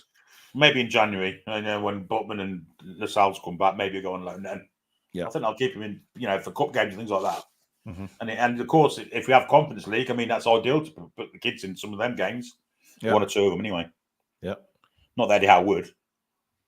No, I mean, there is, look, if we get into the Conference League, there's going to be some lesser known European teams, quite small European teams, Spartak, Dog and Duck and things like that. Yeah. 78,419 the attendance. Excellent. Yeah, that's an excellent turnout. That's mental for a friendly. I mean, that's incredible. Yeah. It is. It's brilliant. Yeah. Well done, Australia. Yeah, absolutely. That's 3 words I've never used together before. There you go. No, exactly. Well done. Here's Brian Gilles on the right-hand side for Spurs. Are Spurs playing a second game out here? Or are they flying back home? They fly straight back. Wow. I mean, it's clearly for revenue, isn't it? Oh, Alex Murphy slipped there, but he managed to recover because Gilles was in and Hall can't keep the rebound in, and a throw to Tottenham. Tottenham, if anybody's going to get a winner, it looks like Spurs here. Yeah, Nick Pope again, wasn't it, with a poor pass? Oh, shot blistered wide of the post there. That wasn't far away. Again, it's Scarlett with the shot there. He looks lively, Billy. Looks very lively. Yeah, he's an excellent prospect. Big lad, isn't he, as well? Yeah, he's got some size about him. Going to the Stadium of Shite tonight to watch Bruce Springsteen. Shame it's lashing down. Listen, don't just forget where you are and just enjoy watching the master at work. Yeah. He's big fan. Oh, he's brilliant. Another 3 changes from Newcastle: Charlton, Hearns, and Thompson coming on, and Whiteman. So I think that's for Spurs, actually. Yeah, it's the goalkeeper. Yeah. What was the point of taking Vicario for them? He's sat on the bench and he's not going to get any game time. It's a little trip to Australia, isn't it? Just what you want at the end of the season. I mean, I don't know. I don't get it. Ike for Prime Minister, thank you for your super chat. He says, it's disappeared there. Starting to sound like Alex has got to be worth the tenner. Well, there you go. I did just the way he says moustache. I thought it was very Alex-like. I don't know why I've always said that. I've always, Christ, awful pass. I've always said that moustache like that. Moustache. Moustache. Oh, I don't bloody know. Alfie Whiteman, that sounds like somebody that fought in the First World War, doesn't it? Yeah. I met old Alfie down the pub. 12 minutes to go, guys. It's still 1-1 at the MCG. Nothing really happening on the pitch, to be honest. I mean, it's the kids really trying to prove that they are worth keeping around. But he is Brian Gill, who has had a lot of the ball since he's come on, bursting towards the penalty area here, cutting inside, goes down. Referee says play on, or we got the ball, sorry. And Diallo now has it back to Murphy. Murphy goes long. Kuol takes it on his chest, but can't control that very well. I don't think he's had a kick, Kuol, since he's come on, Billy. I think that's his first touch, isn't it? Yeah. It's bounced off him, basically. Tony says his fire stick took the game off and has replaced it with swimming. Interesting. Wow. Tottenham certainly looking the ascendancy here to get a winner, I have to say. Well, we've got a youth team out basically, haven't we, in a minute? Well, yeah, I mean, everybody's... Apart from Pope and Kraft, I think. Less than Murphy. Jacob Murphy, of course. I think the rest of them are just like kids. Yeah, they are indeed. They are indeed. They've got Emerson Royal, Brian Gill, Oliver Skip, all first team regulars for Spurs. So didn't expect anything else, really. Yeah. Gizadeek says, booked a week off graft about 3 months ago. First day today and the match is on. What a belt. A cracking show, gents. Thank you very much. Keep subscribing, guys. Bottom right-hand corner if you're new to the channel and you like what you see. As Emerson Royal falls to the floor like a sunken battleship, and pull your pants up, mate. We don't want to see that kind of thing. Did he give a free kick? He has, hasn't he? Yeah. I mean, the kid is... I mean, Hearns is about 5'2", and Emerson Royal just went to the floor like he'd been shot there. Stephen says Gilles isn't a regular, Billy, but he plays more often than what any of our kids do, doesn't he? Wow. I mean, why? Just why? Comes off the bench for every game. Some people like to put us right, don't they? Jeff Burlinson says, die again, but a brilliant show, Paul and Billy Bob. Thank you very much. Yeah, it's not been the greatest football game of all time, that's a certainty, but we are here to cover Newcastle United, and that is what we shall do. As a corner to Tottenham is whipped in, flicked on at the near post, but that's gone wide of the net, and Emerson Royal had another chance to score there, and balls it up. It has been great waking up at 6:30 a.m. listening, says Chris. Daniel says, I know it's just a friendly, but Diallo hasn't done anything positive since coming on the pitch. Well, neither has Kuol, to be honest. Paul White says, if your name is in green, what does that mean? It means you're a member of the channel, Paul. So obviously, if you haven't signed up, you've been gifted a membership for a month. And Kuol. Oh, penalty. No, says the referee. I think that Diallo went down there. Yes, Diallo, that's true. And the referee said no penalty and play on. Yeah, if your name's in green, it means you're a member. If you haven't done it yourself, it means you've been gifted one. So you're gifted a membership for a month. And if you want to continue that membership at the end of the month, you just set up payment details and pay it month to month like that. So, yeah. Barry says, lads, just subscribed, but in the balance, if I change, depends on you lot and your positivity. Our Geordie accent is harsh without any whinging, so cheer the F up, please. I don't understand that comment. All we've done is make jokes throughout this game, so, that's awful from Joe White. I mean, he's better than that. Oh, it wasn't. It was Hearns. I don't think you've done any favours with that, matey. He did like Tommy Hearns, didn't he? He did, absolute belted that. But it's certainly, listen, this is certainly good experience for the kids, isn't it? I mean, playing out here, getting some minutes in a stadium that's, it's 74,000 fans in the ground. I mean, that's incredible. It is, and it's massive experience for them. You can't buy that type of experience. It is fantastic. Well, no, and you think about the crowds that are going to be in Japan as well, Billy. So, when we go for pre-season again, I think the games will be taken with a bit more importance when we're in pre-season because players will be itching to perform. Tottenham have a chance here, and that's blasted wide. They're going to want to perform in pre-season because they're going to want to impress the manager, aren't they? So you've got that to take into account as well. A good experience for the kids here, but a bit more serious in pre-season, isn't it, rather than post? 100%. I mean, this game it's unwanted really from the players. There's no way on God's earth the players want to be playing this game. But the youngsters, I think they're up for it. Definitely. It's a chance to get themselves some exposure in front of the manager, and so far so good, I guess. But I mean, they're on the back foot now quite a lot, to be fair. Well, Spurs have another corner here. they are certainly knocking on the door, Tottenham, here to try and get a winning goal. There's no doubt about that. What date do we play in Japan? Well, they're on the website, I think. I think Stato mentioned it last night as well. About end of July, beginning of August. I think August the 3rd is one of them, and I think the other one is July the 31st. That kind of time. As Nick Pope comes out and comfortably deals with that corner there for Tottenham. And we're coming into the last 6 minutes of the game. And we now have Garan Kuol on the ball, but again, his control lets him down. God. Does he know what football is? Yeah, he hasn't. I mean, look, he apparently hasn't played since November. He's never played at all, ever. I think Volendam sacked the manager, didn't they, in November? And Kuol hasn't been part of the new guys. Never been in his thoughts since he walked in the door. Ike for PM, thank you for signing up again to membership. Really do appreciate that.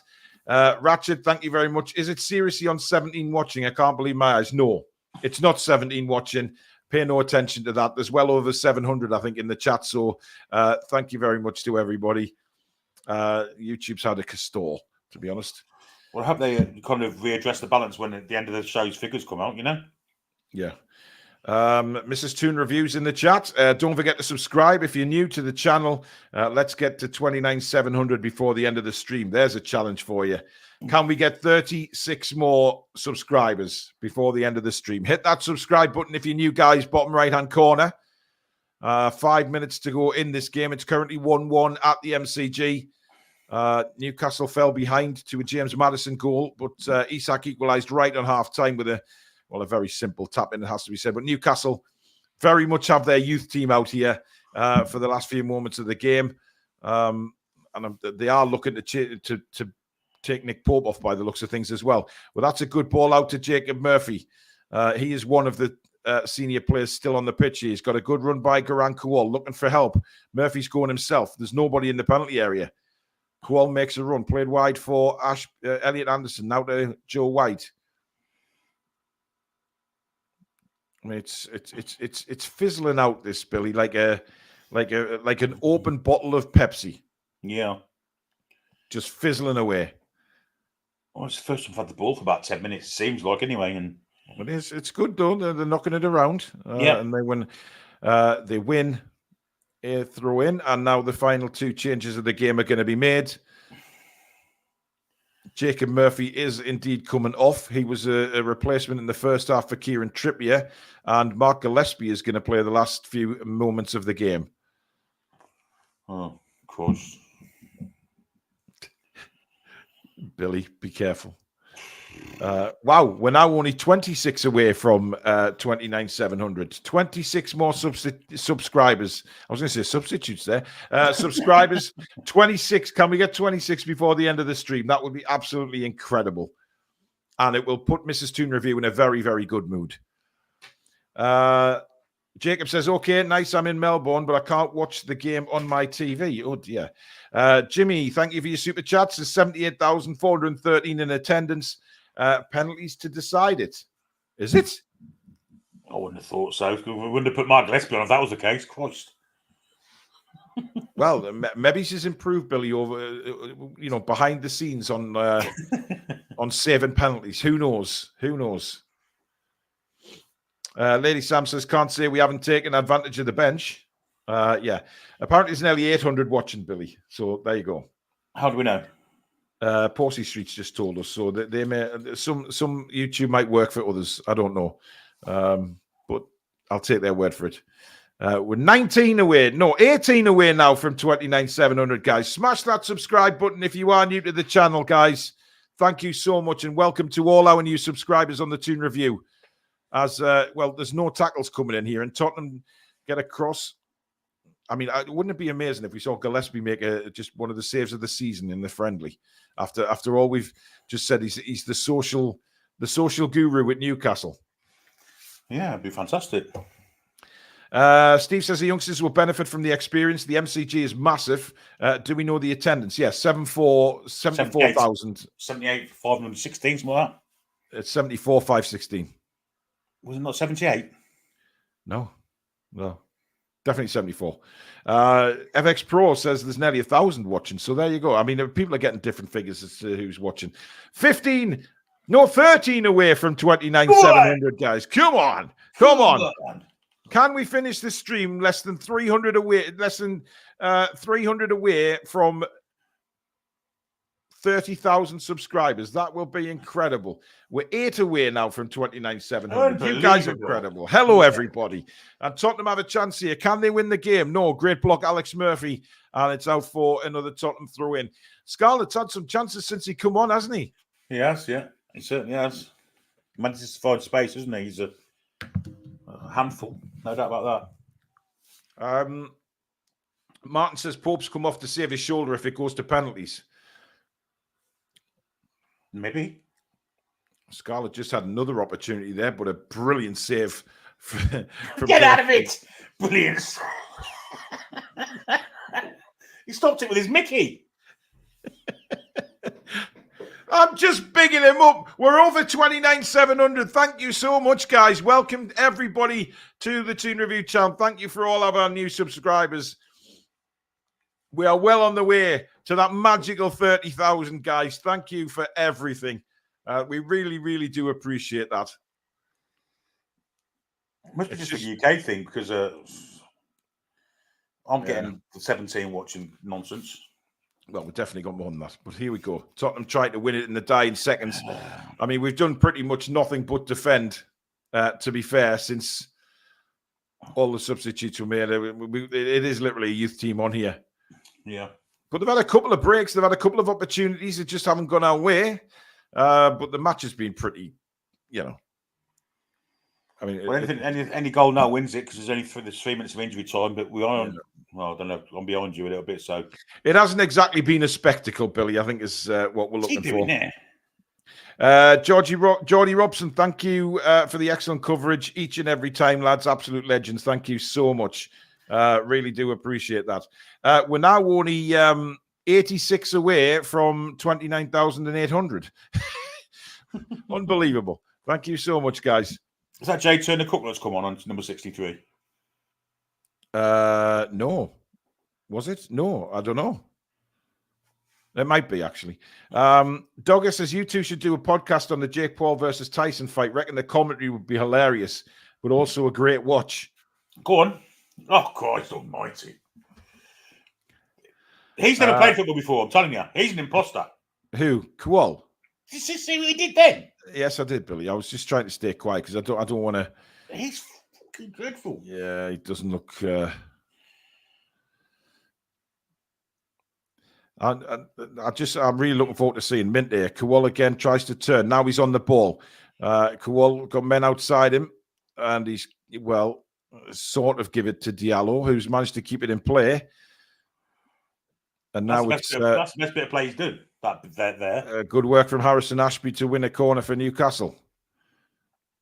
Or has he? No, he hasn't. Apparently the linesman's Super Mario Brothers give it a... Wow. Jimmy, thank you for another super chat. Just called out over the ground. Yep, I know. Chill. Pedro says, well done, TDR. Great content. Great channel, great hosts. Thank you, mate. Thanks to the weather. Another great morning watching the watch along. Thanks, Mick. Kuol's been on the Fosters, says Tony. Kuol has been badly let down by 2 years of poor loan destinations. Yeah, I mean, that could be... Look, there's obviously something that somebody saw in Garan Kuol. And listen, he got called up the Australian senior team. It's not like... So it's not like he's a bad player. There's obviously something there that people have seen. However, his loans have been badly handled. And I think is it Amiobi who's the loan manager? Sholu, isn't it? He's got to take responsibility for that because, the destinations he's gone have not fitted him at all. He should have gone somewhere that suits his game and brought him on strength-wise, etc. But the full-time whistle has gone at the MCG, and it has indeed finished Newcastle United 1, Tottenham Hotspur 1. But are we going to penalties? That is the question. Maybe. Angie's shaking hands with the officials, but no one seems to be moving away, do they? No. I mean, I don't want Garan Kuol to take one. Good Lord, he'll probably score in the wrong net. Well, he's got a good finish on him, Billy. How do you know? Well, we've seen it on highlights. I'm starting. Was that Jason Tyndall there? I don't know. I'm behind you, so I might see him. No, I'm sure it was. He's it's with Ange. Yeah. Yeah. Eddie Howe then comes out and shakes hand with. I don't think anyone knows what the hell's going on here. Well, they're all shaking hands now, so I think that's going to be the end of it, unless they have a friendly bloody penalty shootout. I mean, it's potentially it could be. Well, they don't seem to be moving away, do they? So, no, apparently it is penalty kicks, Billy. Oh, terrific! I can't wait to watch Mark Gillespie trying to save a penalty kick. Lucky now. Hey, he might surprise you, Billy. Right? He might surprise you. You'd never know. I won't hold my breath. We don't have any senior players left on the pitch, do we? And it's Jason Tyndall doing the coaching here with the penalty takers. So he's obviously deciding who's going to do what. He's got his notebook there. I mean, we've never seen Tyndall all game. Where's he been? He's never been next to Eddie for the full game. No. I mean, this is just a waste of time going to penalties. I mean, nobody wants to take a... It's a waste of time. Maybe there's a trophy to be given out. I don't know. We'll see. I don't think there is, Billy. I haven't seen any trophy. Well, Ben Parker's in the course of 63. I mean, God, they are a bunch of youngsters, aren't they? Literally. Well, it is going to be Gillespie is captain. Dear me. Couldn't write it, could you? You couldn't write the bloody script, man. Seriously. I'm amazed he didn't drop the captain's armband. Now, Billy, let's try and big him up here before the penalty shootout. He may save every single penalty. I doubt it, but he might. I mean, there's a chance of it. It's a very slim chance, but there is a chance of it. But I'm prepared to say that he's not going to save any of them. Well, I mean, it's a complete waste of time. That linesman, unbelievable. I mean, is that a stick on Tash? Do you think he's done that as a bet, Billy? Because he's just done this, hasn't he? I'm just wondering if that's a stick on Tash, and maybe he's had a bet with one of his mates last night, saying, "Oh, wait till you see my Super Mario Tash." I mean, nobody wants sudden penalties here. Ange and Eddie are talking there. They just can't be asked. They just want to go. Have a few beers, put some more shrimps on the barbie, all that Australian stuff. Go and get eaten by a shark. Stand on a stonefish. Yep. Get bitten by various snakes, crocodiles, punched in the face off a kangaroo, bitten by a spider. Yeah. Keep subscribing, guys, if you are new to the channel. And welcome to everybody. You are watching Matchday Live on the Toon Review. It is finished 1-1 at the MCG, but we are going to penalties for some strange, crazy reason. And it's going to be Brian Gilles to take the first penalty against Mark Gillespie.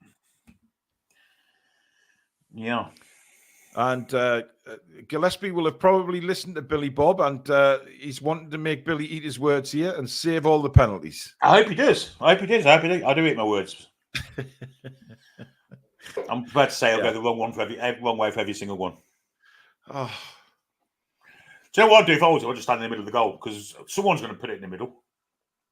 Well, I mean, somebody will probably try a Panenka, won't they? So, having said that, if he stands in the middle of the goal, I'm still not confident he'd save it if it was straight at him. But there you go. He's good at getting around him. Well, Billy, we've got a comment from Spurs T-Rex. You forget because you are spoiled brats that thousands of true Spurs fans cannot afford to go to Spurs anymore, or they live abroad like in Oz and would never be able to get to this. What are you talking about? We just said the same about Newcastle fans at the start of the show, you pleb. Dear God. I know Spurs T-Rex. Yeah, see, what a stupid thing to say when we've said exactly the same thing about Newcastle fans. Spoiled brats. Oh, he saved it! Gillespie saves the penalty! I'm behind you, so this ain't happened really, has it?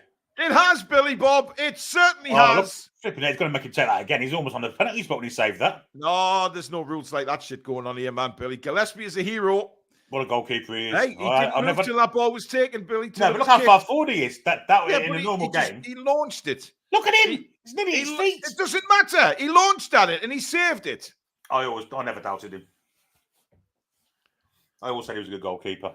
Anyway. I know you did, Billy. As he takes a swig of water, I mean, he's played 4 minutes. He must be exhausted. That's the first save he's ever made. Well, Joe White for Newcastle. Oh, what a cool penalty that is. Well, you see this one, Billy. I mean, this is just exquisite from the kid. Yeah, outstanding. Very Ivan Toney-esque penalty, that. That's some confidence for a kid, by the way, in front of 70-odd thousand. Eddie approves. I like the look of young Joe White, I've got to say. Yeah, he's got some talent. Very calm and collected as well, isn't he? Not just a case of being a good football, because he is, but that was a fantastic penalty. Yeah, well, it's Scarlett now to take the penalty for Tottenham. And he looks very hungry and confident. He's only taken a couple of steps. Oh! He scored, but Gillespie nearly saved it. It went under him this time, Billy. He jumped over the top of it. He went through his arms. There you go. That's more like it. Well, I mean, it went under him. He nearly got to it. I mean, when you're diving, it's very hard if the ball's hit low like that. I mean, penalty. If it had stayed in his line, he'd probably saved that. Maybe. That's went down in installments, didn't he? I can't get that comment out of my head. I mean, we said the same thing about Newcastle fans. I don't understand how we spoil brats. We're sitting watching it at home, you donkey. Anyway, here we go. Second penalty for Newcastle. Beautiful strike. Who is it? I don't know. Great penalty, whoever it is. Well, Dan Burns certainly approved, as did Nick Pope. That was an excellent penalty, that. Ben Parkinson? I think it was Ben Parkinson that took that. And it's a beautiful penalty. Gets in, son. And Bruno certainly liked it. And now we return to Spurs taking a penalty. Can Gillespie be the hero again? I mean, you never know, Billy. He might force his way into the England squad at this rate. It's in the top corner. Great penalty. I thought he'd missed that, Billy. I was celebrating as it sailed over the bar, but then I realised it hadn't gone in the bar. Yeah, bollocks. Shite. No goalkeeper saving that one. No, definitely not. Whoever he may be. And well, he hit the camera in the goal. It was that accurate. Diallo is the next one to step up for us. I'm not sure he can reach the goal from there. He's tiny, isn't he? I mean, he must be as tall as Alex. And he scored. It's a beautiful penalty as well. Fabulously hit. Got a very high forehead, hasn't he, for someone so young? Well, there's nothing wrong with having a high forehead, Billy. What's that got to do with the price of fish? He's 18, 19. Well, he just might have a large forehead. If that recedes anymore, we'll be combing his arse. Can I just say, that was an incredible penalty. Absolutely outstanding, yeah. Give him a 10-year contract. So Newcastle still lead this penalty shootout. They've had 3 each. Newcastle lead it 3-2, thanks to Gillespie's incredible world-class save in the first penalty. Spurs step up again now. Hall, his bloke's name is. That's a lovely penalty. Again, had he stayed on his feet in the middle, he would have saved that. But that was one of those penalties that was just beautifully taken. Yeah, very good. Very calm and collected.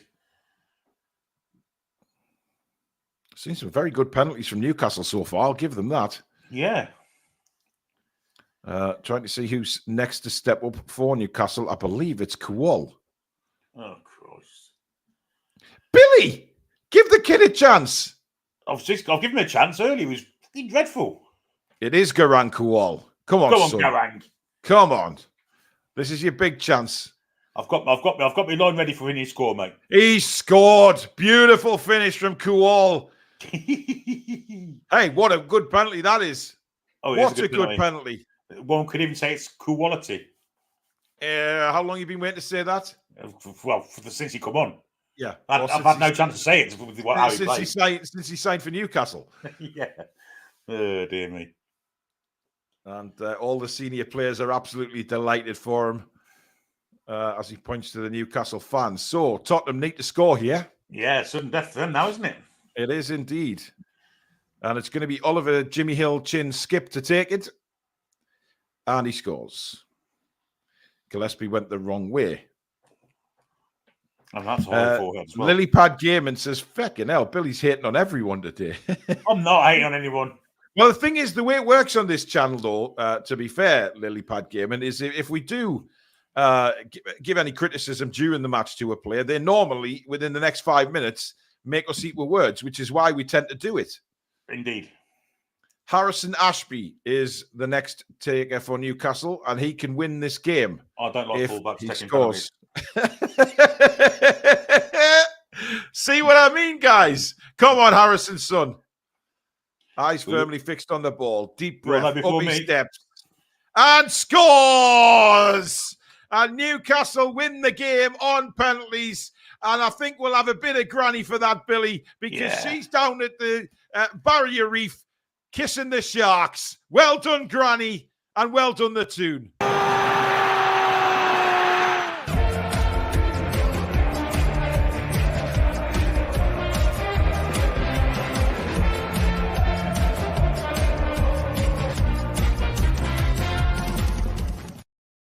So there you go. The most pointless penalty shootout in history, guys, is won 5-4 by Newcastle United after Gillespie's world-class penalty save on the very first one for Spurs blocked it, which meant Newcastle. I mean, let's be fair, Billy. Those 5 penalties from those kids were superb. Absolutely. Every one of them was fantastic. And now they're celebrating good times with Kuol and the gang, aren't they? Well, can I just say, Billy, as much as it'll pain you to say this, Gillespie won us the match. 100%. Yeah, I thought he was best player on the pitch. 10 out of 10. Absolutely. I mean, that 4 minutes he played in the 90 minutes was just incredible. His breathing techniques, that wonderful near post save that he made, Billy, was absolutely genius. How he got to that, I'll never know. But listen, it wasn't a great match. It wasn't a great performance from Newcastle's bigger players, to be honest. Having said that, they now want to wind the season down. They do have a game left, of course, Friday morning. We will be live for that one, 7:50 a.m. with a 8:05 kickoff against the A-League All-Stars. But we are live again tonight with How Are the Lasses. So that starts at 7 o'clock. Tomorrow, we've got the season review. We'll give you all our awards out for the season as well. And then, Friday will be TTR Friday, match day live. Got the FA Cup final at the weekend as well. So lots and lots coming up. I'm trying to work out if there's going to be some sort of trophy presentation here. I'm not 100% sure, Billy. I've turned it off now. Will it be in the shape of a koala bear, maybe? Or a tin of Foster's? Something along those lines. Boomerang. Well, nobody's going off the silver boomerang, Billy. I mean, how good would that be? Or a diamond cut boomerang. Fantastic. I used to use a boomerang to put my belt in my trousers.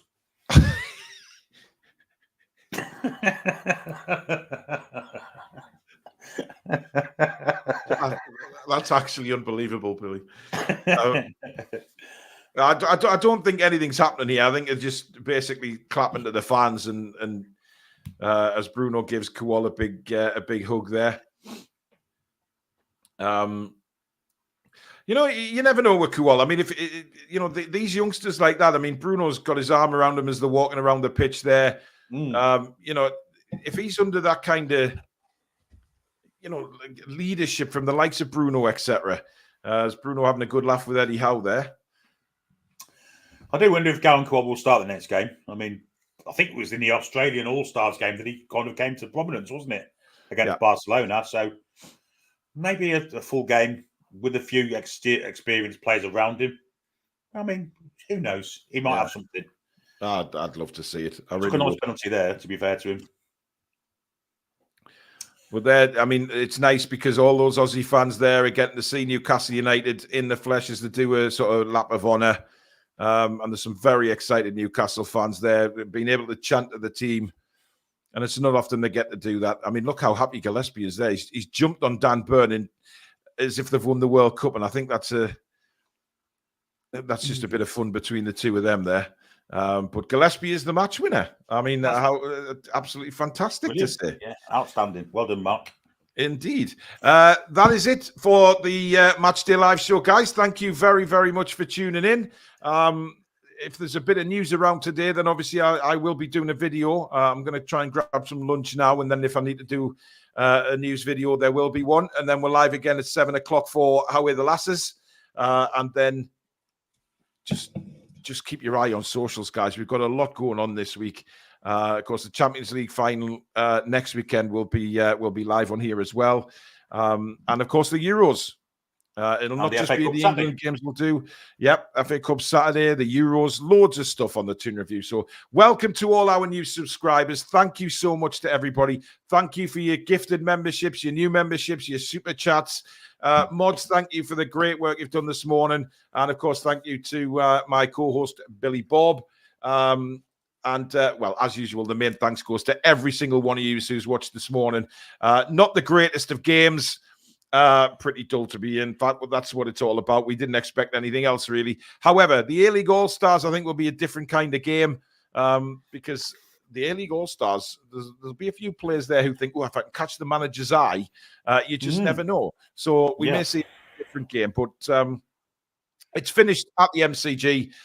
Newcastle won, Spurs won, but Newcastle United winning 5-4 on penalty kicks. Enjoy the rest of your day, folks. Thank you so much for watching. Don't forget to hit the like button as well on your way out, and we'll see you soon. Take care. Flaming Galah. See you later. Come back and check out and breathe.